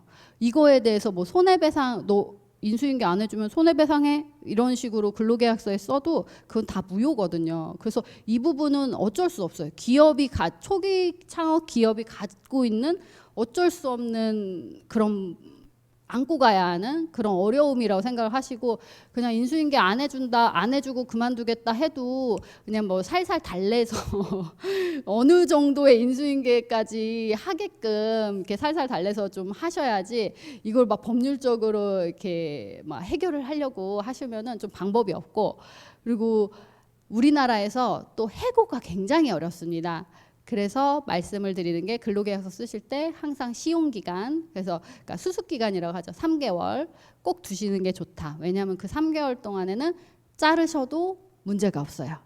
그런데 이 수습기간이 없거나 아니면 수습기간이 지난 이후에 이 사람이 그러니까 기한에 제한이 없는 근로자로 전환이 됐다면, 정직원이 됐다면 그 다음부터는 굉장히 자르기가 힘듭니다. 성희롱을 하고 직장 내 성희롱을 해서 징계를 받았어요. 그래도 그 징계 수위가 해고는 안 돼요. 그래서 막 형사처벌을 받든지 막 이래서 굉장히 중한 걸로 그런 걸로 받았을 때에도 뭐 처음에는 정직 3개월 뭐 이런 식으로, 정직 3개월이 굉장히 높은 거예요. 그래서 우리나라, 그러니까 여러분들이 대표님으로서 명심하셔야 할 거는, 우리나라에서 사람을 해고하는 거는 이제 쉽지 않구나. 그래서 대부분 이럴 때 제가 추천드리는 방법은 그냥 합의해서 한 2개월, 3개월 정도 급여를 더 주는 방법으로 해서 이 사람을 그냥 서로 문제없이 합의 해지하는 걸로, 그렇게 하시는 게 제일 낫다라고 설명을 드리고 있습니다. 그래서 가장 많이 발생하는 인사노무 이슈는 그렇고요. 그리고 비즈니스 모델 검토예요. 이것 때문에 사실 초기 창업 기업이 변호사가 필요한 겁니다. 그래서 일례로 어떤 고객은 화장품을 소분해서 파는 그런 기업이었거든요. 근데 이게 그 화장품 관련 법에 의해서, 위생 관련 법에 의해서 그러니까 소분이 금지됐어요. 금지되는데 이분은 자기가 자격증을 딴 거예요. 관련해서 이 자격증이 있으면 괜찮겠거니 하고 생각을 하셨는데, 이거는 자격증이 있든 없든 저희가 검토를 해보니까 자격증이 있든 없든 소분은 금지되는 거였어요. 그래서 근데 그분이 그런 거를 모르시고, 그러니까 비즈니스 모델 검토를 안 받으시고 일단 영업부터 하시고 그 구독료 받으시면서 소분한 그 화장품을 막 다 배송을 하시고 그렇게 사업을 하시다가 이제 영업정지 처분을 받으셨죠. 영업정지 처분을 받으신 다음에 저희한테 오신 거여서 그러면서 아, 이게 왜 위법한지 알려달라 이렇게 하신 거예요. 그래서 보니까 그때서야 이제 저희가 비즈니스 모델 검토를 해드린 거죠. 보니까 이거는 자격증이 있든 없든 하면 안 됐던 법률상 원천적으로 금지돼 있던 사업이었던 거예요. 그래서 비즈니스 모델 검토가 그만큼 중요하다라는 말씀 드리고요. 그래 만약에 여러분이 하시려는 사업이 금융 관련된 사업이던가 아니면 부동산 아니면 바이오 헬스 관련된 사업이든지 이런 분야를 규제 산업 분야라고 해요. 관련돼서 규제가 굉장히 많습니다. 그래서 이 세 개 업종 관련돼서 사업을 하실 예정이면 반드시 비즈니스 모델 검토를 받으셔야 된다라는 말씀드리고요. 그리고 지금 이거는 뭐 스타트업, 중소기업, 중견기업, 대기업 관련돼서 어떤 주요 이슈가 있는지 발생할 수 있는 주요 리스크와 법률적 쟁점이 뭔지를 정리를 해놓은 건데요. 제가 스타트업 관련돼서는 이 정도 말씀드리고요. 혹시 나중에 시간이 있으면 다른 부분에 대해서도 설명을 드리도록 하겠습니다.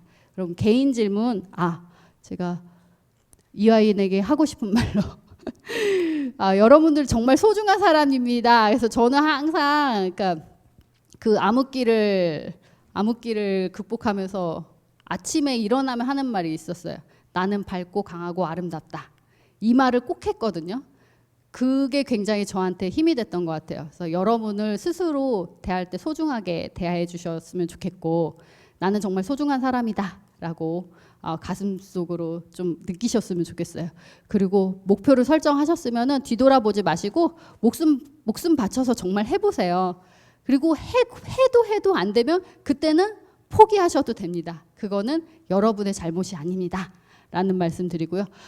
여기 계신 분들은 다 스타트업 창업하실 계획이신 거잖아요. 그래서 창업을 위해서 여러분들이 지금 밑바탕으로 이런 강의도 들으시고 이 분들이 이 교육들이 다 창업하는데 좀 도움이 될 거라고 생각이 들고요. 그리고 여담으로는 변호사도 참 좋습니다. 저는 변호사가 이런 일을 하는 사람인지 몰랐는데 굉장히 그래서 이 세상에 내 편이 필요할 때 그게 변호사가 될 수 있거든요. 그래서 그리고 제가 또 들은 얘기가 스타트업 창업을 3번 하고 망한 친구가 그걸 경력으로 삼아서 로스쿨에 입학을 했다고 하더라고요. 그래서 망한 것도 경험이 될 수 있고 경력이 될 수 있는 시대다. 그래서 스타트업 창업도 좋지만 여러분들 변호사도 굉장히 좋은 직업이니까 한번 생각을 해보셔라 라는 말씀 드리고 싶습니다. 그리고 이거는 막간으로 제 책 교보문고에 있어요. 네, 감사합니다. 그럼 질문 받도록 하겠습니다. 네. 저희 개인적인 스토리부터 이 생생한 스타트업계를 굉장히 잘 설명해 주신 것 같습니다. 사전 질문 하나만 짧게 여쭤보겠습니다.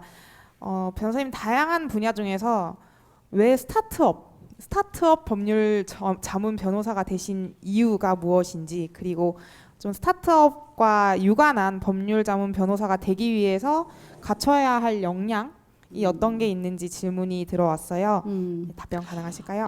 아쉽게도 제가 스타트업을 뭐 이렇게 스타트업 전문 로펌에 들어오게 된 데는 큰 이유가 있는 건 아니에요. 그렇지만 제가 기존에 있는 펌을 이직을 한 이유가 굉장히 기존 펌에서도 제가 창립 멤버였거든요. 그래서 대형 펌에 있다가 대형 펌에 그 한 팀이 독립을 해서 제가 거의 파운더였기 때문에 굉장히 애착도 있고 그랬는데 그 회사를 나오게 된 이유는 저만 할 수 있는 일을 하고 싶었어요.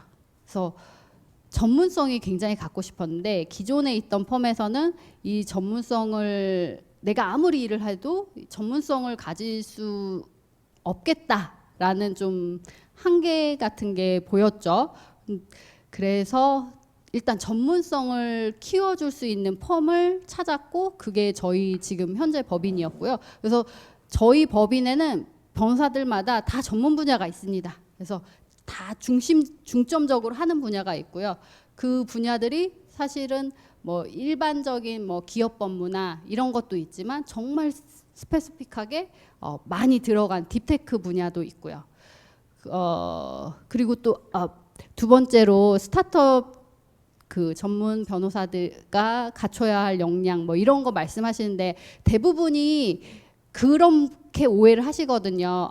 뭔가 기술 기반의 뭔가 전공을 해야 되는 거 아니에요? 공대 나와야 되는 거 아니에요? 전기전자공학과 뭐 이런 거 나와야 되는 거 아니에요? 이런 질문 많이 하시거든요. 근데 저는 제가 제 고객들 중에 정말 최첨단 그 기술을 가진 교수님들이 많이 계시고 그런 분들이 뭔가 기술 상장 특례 심사를 할 때도 제가 다 설명을 하고 그렇게 할 수 있는 거는 변호사한테 그 특별한 그런 전공이나 지식이나 그런 거를 요구를 하는 건 아니라는 말씀을 해드리고 싶어요. 어차피 심사역이나 이런 사람들도 일반인이거든요. 이 사람들한테 이해하기 쉽게 전달을 해줘야 되는 건데 그 전달을 해주는 거는 뭐 그쪽 전공이라고 해서 이거를 쉽게 전달할 수 있는 건 아니에요. 그래서 다만 관련 업계에서 계속해서 얘기를 하고 그 좀 경험이 쌓이다 보면은 내가 좀 더 쉽게 이해를 하기 때문에 쉽게 전달할 수 있는 그런 건 있겠죠. 근데 말씀을 드리는 거는 관련 전공을 요하는 건 아니다. 그렇지만 관심 분야에 대해서 항상 관심을 기울이면서 뭐 스스로 서적도 읽고 그렇게 해서 관련 용어에 친숙해질 필요는 있다 정도로 정리하겠습니다. 네, 조선희 변호사님 굉장히 긴 시간 정말 진심을 길었나요? 꾹꾹 죄송합니다. 담아서 저희 또 후배들에게 많은 이야기를 전해주신 것 같습니다. 네, 다시 한번 조선희 변호사님께 큰 박수 부탁드리겠습니다. 감사합니다. 네, 감사합니다. 네, 저희 마지막 연사 특강이 남아 있습니다. 마지막으로는 많은 경험과 함께 좀 새롭게 또 스타트업 창업에 도전하시는 인공지능 전문기업 아일리스 전 김보라 이사님을 모시겠습니다. 네, 김보라 이사님만의 스타트업 경험 그리고 또 새로운 도전을 준비하고 계시다고 하는데 그 이야기를 생생하게 들어보도록 하겠습니다. 네, 김보라 이사님께 큰 박수 부탁드리겠습니다. 네, 안녕하세요. 만나뵈서 반갑습니다. 졸업한 지는 좀 됐는데 제가 올 때마다 여전히 이화의 바이브로 살아가고 있다고 말씀을 드리거든요.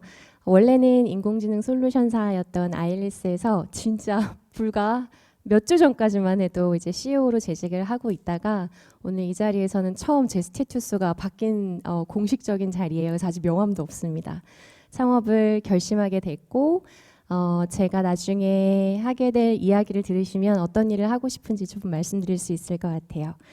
이화에 오면 제일 좋은 거는 일단 제가 오늘 여기 뭔가 공유해드리고 먼저 살아본 경험을 나눠드릴 것처럼 앞에 서 있지만 전 사실 여러분들의 치열함과 반짝거림과 눈빛을 좀 담아가려고 왔습니다.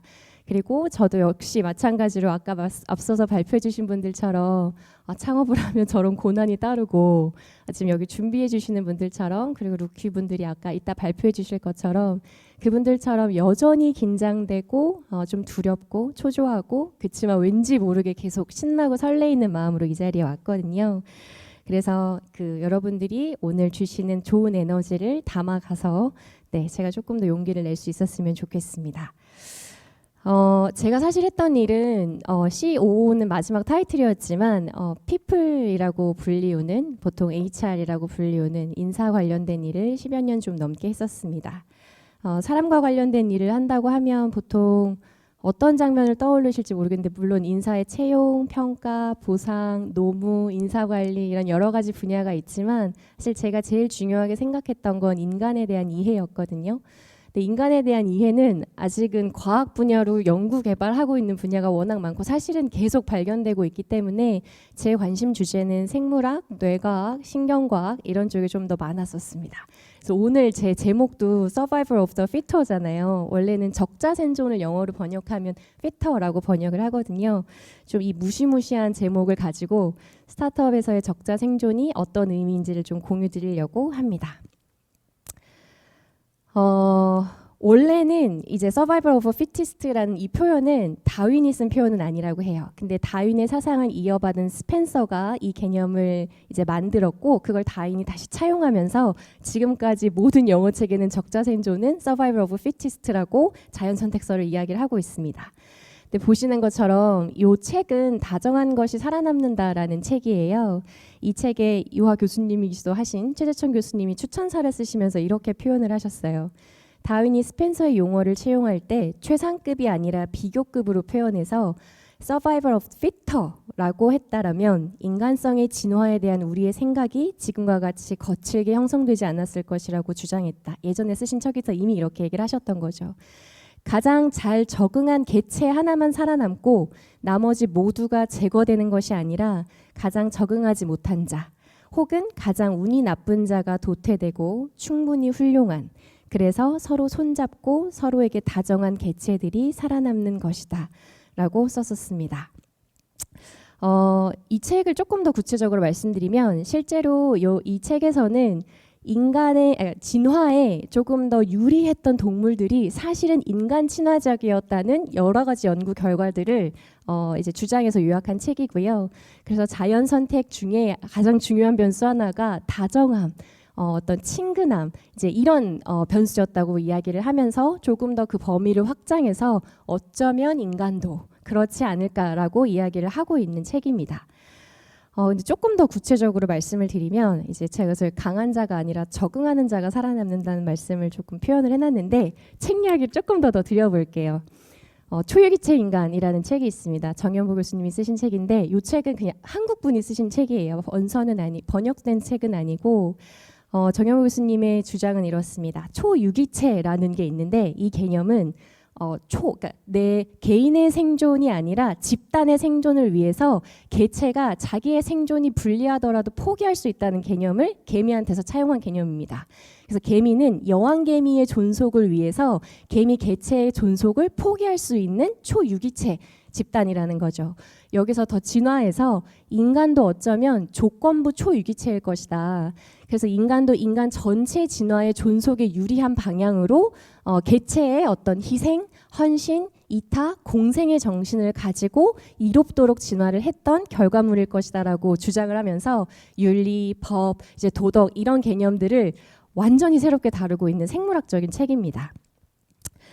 결론으로 가면 여기서는 되게 다양한 센시티브한 사회적인 이슈를 다뤄요. 뭐 낙태, 그리고 성매매, 그리고 지금 현재 기술과 관련된 인공지능의 법이 이걸 기점으로 한다면 어떻게 해석돼야 되는지를 다루고 있는 책인데 중요한 거 하나는 강력하게 주장하고 계신 것 중에 하나는 다양성을 인간이 포용하지 않는다면 결국 존속에 유리하지 않기 때문에 도태될 것이다 라고 이야기를 하고 있는 책입니다. 다정함의 과학이라는 책은 켈리 하딩이라는 여자 이제 의사 선생님이 쓰신 책이에요. 미국 의사분이 원래는 영문 제목은 Rabbit Effect거든요. 그래서 토끼 실험 효과에서 차용한 개념을 가지고 다정함이 인간의 건강과 행복에 얼마나 직접적인 영향을 주고 있는지를 여러 장에 걸쳐서 서술하고 있는 책입니다. 이 토끼 실험을 조금 더 말씀드리면 1978년에 이제 그 당시만 하더라도 지금은 콜레스테롤 수치가 높으면 심장에 당연히 무리가 간다는 게 기정사실화되어 있지만 당시만 해도 그렇지 않았던 거죠. 그래서 78년에 의사분 이름은 까먹었지만 네브란 박사님인가 토끼를 대상으로 이 콜레스테롤 수치와 심장과의 이제 위험성의 연관관계를 조사하기 위해서 실험을 설계했습니다. 유전자가 거의 동일한 토끼 여러 마리의 토끼를 그룹핑하고 동일한 고지방의 사료를 피딩을 한 거죠.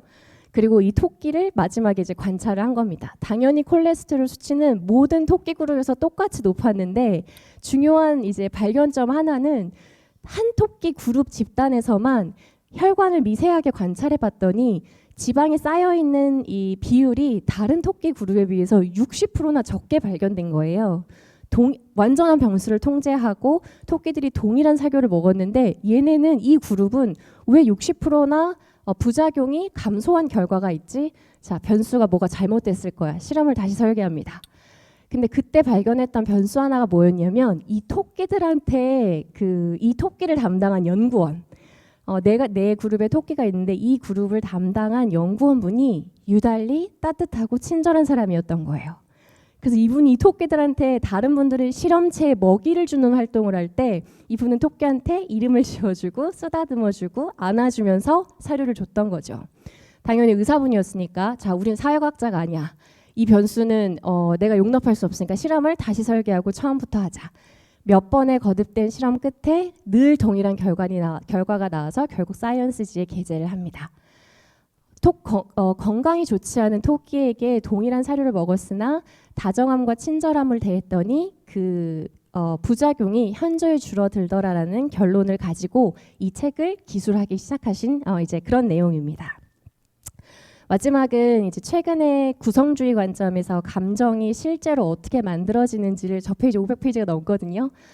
굉장히 핫한 이제 리사라는 교수님이 쓰신 책이에요. 뇌과학을 연구하신 분이고 이분의 가설은 지금까지 우리가 감정이 전 세계 만국 공통으로 남녀노소 동일한 수준으로 진화했다고 가정했는데 사실 그거 틀렸고 실제로 인간은 환경과 어떤 상호작용을 하느냐에 따라서 그 변수가 뇌의 예측을 완전 다르게 만들기 때문에 감정은 공통적이지 않다. 그리고 그 감정을 발달하는 것도 개인의 역할이 굉장히 많이 필요하다라고 이야기하고 있는 책입니다. 자, 제가 책을 홍보하러 나온 건 아닌데 왜 이 말씀을 좀 길게 말씀드렸냐면 이런 모든 다양한 지금 현재 나오고 있는 생물학과 뇌과학 관련된 책들의 공통된 결론은 생존에 더 유리한 개체 혹은 좀 더 확장해서 인간은 더 협력적이고 친절하고 다정하고 이타적이라는 개념을 간접적으로 설명하고 있는 책이기 때문입니다. 갑자기 스타트업 얘기하러 나왔는데 왜 이런 얘기를 말씀드리냐면 제가 경험했던 스타트업에서의 어떤 경험들 그리고 역사들 그리고 인사 담당자로서 경험했던 역사들 그리고 제가 이화인으로서 겪었던 이 경험이 이것이 얼마나 과학자는 아니지만 진실이고 사실에 가까운지를 공유드리고 싶어서 시간을 조금 길게 말씀을 드렸었어요. 앉아 계신 분들이 여기 오신 이유도 아마 마음속에 이제 답을 찾기 위해서 오셨을 건데 답을 찾을 때 제일 중요한 건 어떤 사람에게 물어보느냐가 아니라 좋은 질문을 하느냐가 제일 중요합니다. 세상이 나한테 기대하는 게 뭐지? 아니면 사회가 나한테 기대하는 게 뭐지? 라는 질문과 내가 지금 어떤 삶을 살고 있지? 어떤 삶을 살고 싶지? 라고 물을 때 그 답안은 완전히 달라져요. 그래서 답을 찾으실 때 좀 좋은 질문을 많이 해주셨으면 좋겠는데 제가 생각하기에는 궁극적으로 그것이 창업이든 저 스스로에도 매일 묻는 질문이지만 스타트업에서 일을 하는 것이든 혹은 그게 아니더라도 어떤 종류의 사회생활로 세상에 기여하는 일이든지 간에 결국 나라는 주체와 세상이라는 객체 세상이라는 혹은 일이라는 혹은 내 직업이라는 내 주변이라는 이 환경과의 상호작용에서 어떤 가치를 주고받느냐가 결국에 가장 좋은 필요한 질문이라고 생각을 합니다. 그러면 그 필요한 가치를 주고받을 수 있다는 것을 정의하거나 찾아가는 과정이 아마 일을 찾아가는 과정이실 거고요. 그렇게 저도 아마 창업을 결심하게 되지 않았나 싶습니다. 그러면 우리 범위가 좀 넓으니까 좀 좁혀서 저희는 스타트업이라는 좀 스페시픽한 분야에 대해서 이야기를 하고 있잖아요. 그럼 스타트업으로 좀 질문을 가져와서 스타트업은 어떤 환경이지? 어떤 세상이지라고 좀 보면 스타트업은 기본적으로 가설을 세우고 그게 세상과 고객의 효용 가치를 주는지를 빠르게 점검하고 피드백받아서 수정하고 점검하고 피드백하는 이 일련의 모든 과정이 스타트업이 본질적으로 하는 일입니다. 물론 스타트업이라고 하기에는 현황은 너무너무 다를 거예요. 뭐 테크 기반인 회사, 지금 투자의 단계, 그리고 창업자의 진짜 성향까지도 조직 문화에 고스란히 반영되기 때문에 스타트업이 전부 다 이렇다라고 말씀드리긴 어렵지만 기본적으로 스타트업이 하는 일은 가설을 세우고 그걸 검증하고 피드백받아서 계속 수정해 나가는 일입니다. 그러면 이 과정을 일련의 과정을 지나갈 때 이럴 거잖아요. 가설이 틀릴 수 있죠. 그리고 내 가설이 고객의 반응에서 다시 수정해야 되는 새로운 가설을 재설정할 때 당연히 변화가 엄청 많습니다. 환경의 변화가 많고 환경의 변화가 많다는 이야기는 자, 계획이 계속 바뀌고요. 계획에 따라서 내 역할도 계속 바뀌고 내 역할이 바뀐다는 의미는 나는 마케팅으로 입사했으니까 마케팅만 할 거야가 아니라 내가 그러면 이 가설을 다시 검증하기 위해서 최대한 우리 조직에 그러니까 기여할 수 있는 성과가 뭐지를 발견할 수 있는 분만 성과를 내는 분들이 되는 거예요. 그래서 내가 가지고 있는 배경, 나의 학력, 어떤 나의 경력 자체가 힘이 되는 곳이 아니라 지금 이 상황에 가장 빠르게 적응하고 성과를 내서 발견하시는 분들이 성과자가 됩니다. 이런 다양한 이런 이제 가설을 계속 검증하고 변화가 많은 조직에서 일할 때 한 번쯤은 그리고 그 일하는 기간 동안 내내 나에 대한 가설도 좀 검증해 보실 수 있는 기회였으면 좋겠어요. 근데 보통은 나에 대한 가설이 저만 그럴 수도 있는데 아니에요. 선배님도 앞에서 말씀하신 거 보니까 보통 되게 긍정적이진 않아요. 왜냐하면 두렵기 때문에 아침마다 아까 말씀하셨잖아요. 저도 아침마다 보라의 사랑해 이러거든요. 보라의 사랑해 오늘 네가 뭐든지 할 수 있다고 믿어. 근데 그 말도 안 되는 일을 왜 하냐면 그렇게라도 하고 내 눈빛에 확신을 주지 않으면 세상은 계속 너 틀렸고 잘 못하고 있는 거고 네 길이 아닌 것 같고 난 너한테 별로 관심이 없어 라는 메시지를 받을 확률이 되게 높아요. 왜냐면 우리는 인간은 부정적으로 긍정보다 부정에 민감하게 진화했기 때문에 똑같은 긍정의 자극이 와도 부정의 자극이 1이라도 있으면 긍정의 자극이 5여도 이 1을 없애는데 더 많은 시간을 할애하는 게 인간입니다. 이 가설을 세우고 검증할 때 나를 규정짓지 말고 그리고 내 역할에 한계를 두지 말고 제한하지 말고 스스로 계속 테스트해 보셨으면 좋겠어요. 내가 지금 뭘 원하지? 내가 여기서 기여할 수 있는 게 뭐지? 내가 여기서 저 사람과 협업하면 어떤 성과물이 나올 수 있지? 내가 지금 내 전문성을 알리고 싶은 게 아니라 우리 집단 전체 조직을 위해서 제일 필요한 일은 뭐지? 라고 가설을 세우고 검증하실 수 있었으면 좋겠습니다. MBTI가 엄청 유행이잖아요. 저 사실 MBTI를 신뢰하지는 않아요. 아까 사실은 감정은 어떻게 만들어지는가 그 책에서도 제일 먼저 하는 이야기가 MBTI가 얼마나 비과학적인지에 대해서 말씀하시거든요. 왜 그러냐면 실제로 인간은 환경과 상호작용해서 굉장히 많이 변화할 수 있는 존재이기 때문에 특정한 카테고리로 당신의 성향과 성격을 규정짓기에는 인간은 너무 스펙트럼이 넓은 존재예요. 어쨌든 그래도 MBTI가 도움이 되는 이유는 내가 어떨 때 흥미를 느끼고 뭘 좋아하고 어떤 사람이라 했을 때 편한지를 알 수 있는 건데 그거 말고 조금 더 깊은 수준으로 내가 지금 원하는 게 뭔지 내가 추구하는 가치가 정확하게 언어로 표현하면 어떤 언어인지 그럼 내 우선순위가 뭔지 근데 그 우선순위에 충돌이 있을 때 내가 타협하지 않고 그 우선순위를 지킬 수 있는 용기와 힘이 있는지 계속 한번 물어보세요. 왜냐하면 너무 쉽지 않습니다. 내가 연약한 자들 혹은 내가 지금 불공평하다고 느끼는 것들을 위해서 목소리를 높이는 일 그것도 조직 안에서 되게 많은 용기를 필요로 해요. 그리고 그런 장면을 내가 알지만 모르는 척 지나갈 때 자기 마음도 한번 들여다보세요. 내가 마음이 편한가? 나는 나 스스로를 이걸 괜찮다고 용인하는 사람인가? 아니면 난 이게 불편한가? 그래서 이 환경과의 상호작용 속에서 이화인으로서의 정체성을 잘 지킬 수 있는지 그걸 지키기 위해선 뭐가 필요한지를 고민하실 수 있는 시간이었으면 좋겠습니다. 아까 말씀드린 것처럼 스타트업이야말로 강한 자가 아니라 적응하는 자가 살아남는다라는 말이 가장 적합한 조직인 것 같아요. 근데 그중에 제가 뽑은 가장 중요한 3가지 이제 캐패빌리티를 좀 뽑으라고 하면 첫 번째는 유연함이고요. 두 번째는 본질적 사고이고 세 번째는 객관화 능력입니다. 유연함은 시간과 환경에 따라서 내 생각이 자꾸 그 사람에 맞춰서 바뀌는 게 아니라 그건 이제 줏대가 없는 거고요. 내가 우선순위가 없는 거고 보통 분들이 자기가 되게 다 유연하다고 생각하세요. 그리고 스타트업에 가면 제일 많이 물어보는 게 우리 조직은 계속 변할 건데 프로덕이 바뀔 수도 있고 조직 구조가 바뀔 수도 있고 팀장이었다가 팀원이 될 수도 있는데 그 변화에 얼마나 잘 적응할 수 있냐고 물어보시는 분들 되게 많아요. 왜냐하면 유연해야만 그런 분들은 빠르게 자기 상황을 파악하고 이제 적응하는 분들인데 저는 이 유연함은 내가 지금까지 뭘 이뤘지? 그리고 내가 그걸 지키기 위해서 아니면 내 전문성을 지키기 위해서 내가 지금 타협하지 말아야 돼라는 마음이 아니라 굉장히 깊은 곳에 에고를 내려놔야 되는 일이라고 생각을 합니다. 내 에고를 내려놓고 내가 지금 조직 전체를 위해서 해야 되는 일과 필요한 일이 뭔지를 사고할 수 있는 분 이런 분들을 전 유연하다고 생각을 하고요.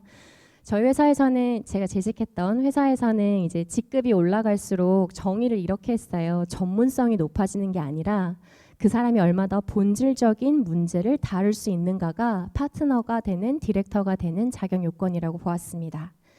왜냐하면 근원적으로 문제를 보실 수 있는 분들은 방법을 얼마든지 찾을 수 있기 때문입니다.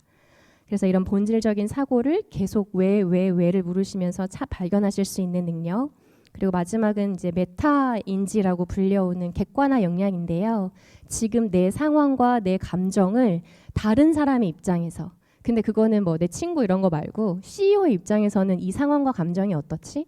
내 사수 입장에서는 이 상황과 감정이 어떻지? 내 동료 입장에는 어떻지? 이걸 종합적으로 분석해서 나한테 유리하고 불리하고를 떠나서 의사결정을 내릴 수 있는 능력. 근데 저 정말 드물게 봤어요. 이 메타인지를 가지고 계신 정말 똑똑한 분들은 많이 봤거든요. 근데 메타인지를 가지고 있는 역량은 좀 다른 역량입니다. 하지만 분명했던 건 이 메타인지를 가지고 계신 분들은 인격적으로도 탁월했고 성과적으로도 탁월했던 분들이었습니다. 비단 스타트업이든 그리고 어떤 조직에 있든 창업을 하든 제가 믿는 진정한 경쟁력 그리고 제가 믿는 진정한 차별화와 브랜딩은 진정한 인간다움에서 온다고 생각을 합니다. 요즘은 GPT 때문에 진정한 인간다움에 대한 정의도 좀 많이 어렵죠. 헷갈리고. 제가 믿는 진정한 인간다움은 앞서 말씀드렸던 결국 인간이 전체가 존속하기 위해서 더 중요하고 필요한 가치는 공생, 이타, 인내, 기여 같은 것들이라고 생각을 합니다. 사이먼 시넥을 아시는 분들도 있을 텐데 이 사이먼 시넥이 이제 굉장히 흥분하면서 한번 리더십 이야기를 할 때 이런 얘기를 해요.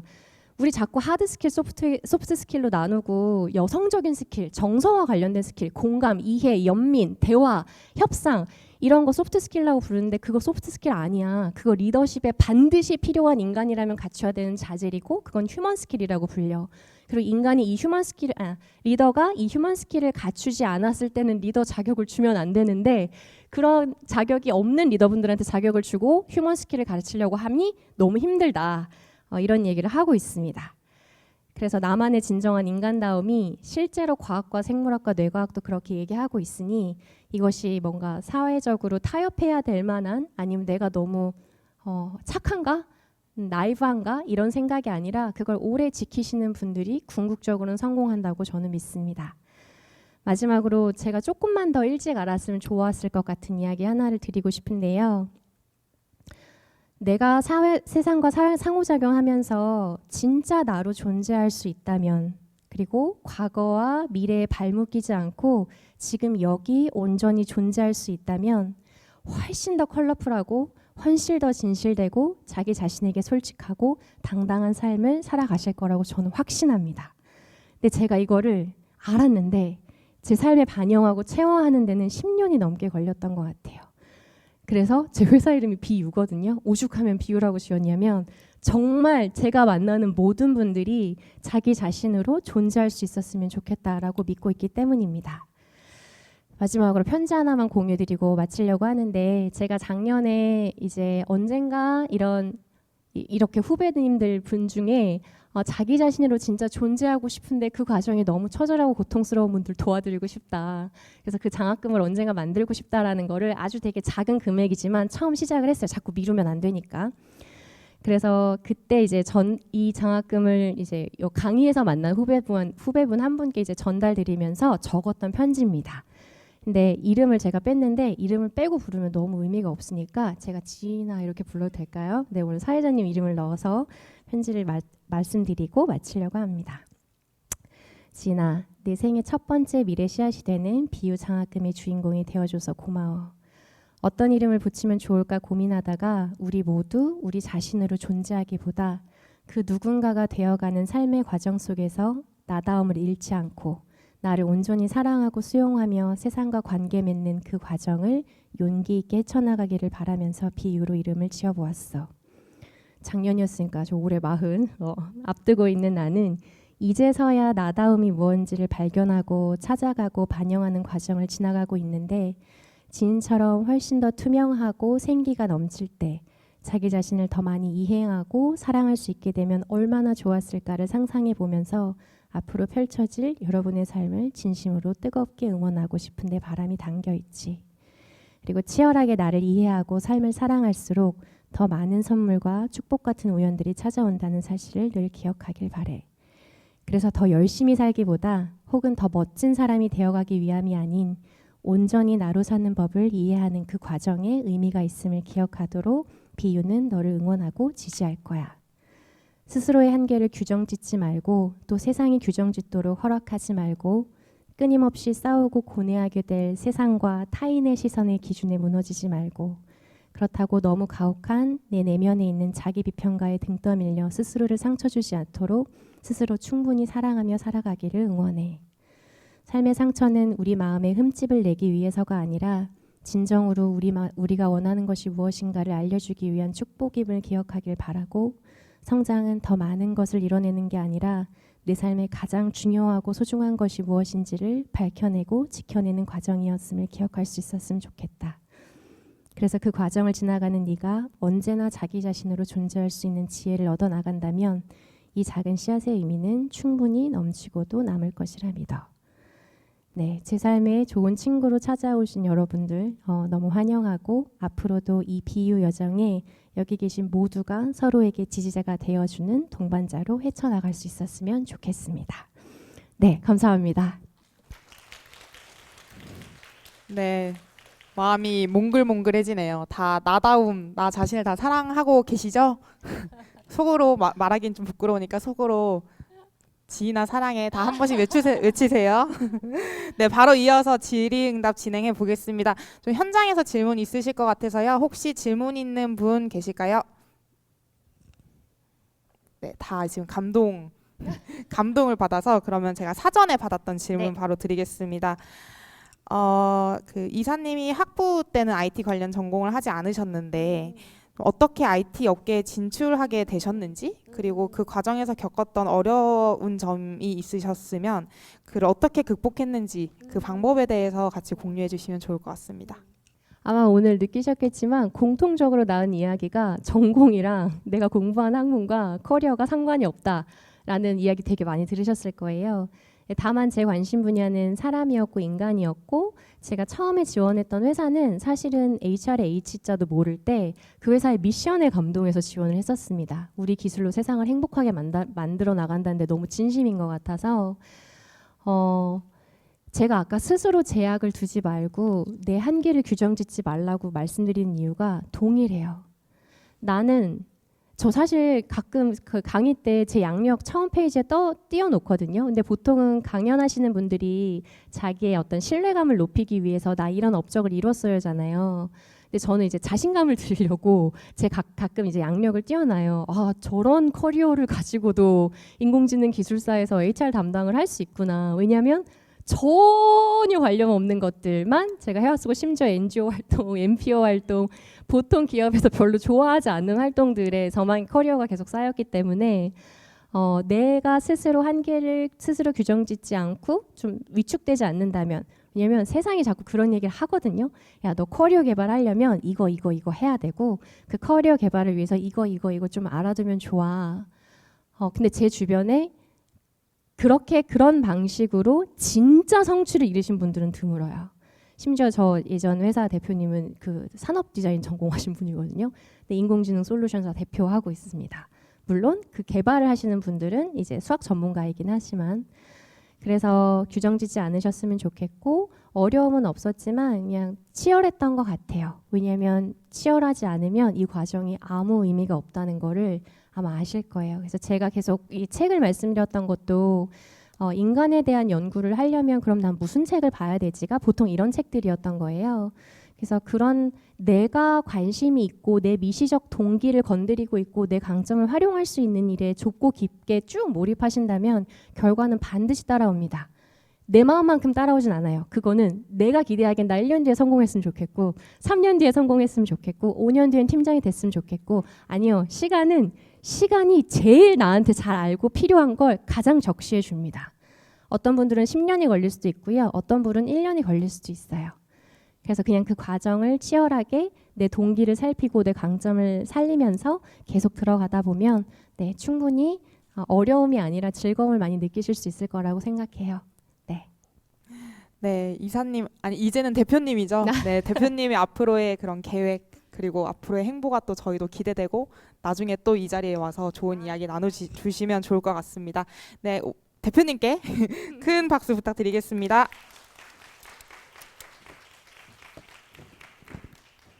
되게 긴 시간인데 다들 굉장히 집중을 잘 해서 열심히 듣는 것 같습니다. 저희 잠시 쉬는 시간 가진 후에 바로 2부 시작해 보려고 하는데요. 지금이 3시 54분인데요. 저희 5분 쉬고 4시부터 2부 이어나가도록 하겠습니다. 2부에는 이화여대 동문 또 선배들의 특강 그리고 토크 콘서트까지 준비되어 있으니 많은 참여 부탁드리고요. 다가를 받지 못한 분들은 행사장 뒤에서 수령 부탁드리겠습니다. 4시에 다시 뵙겠습니다.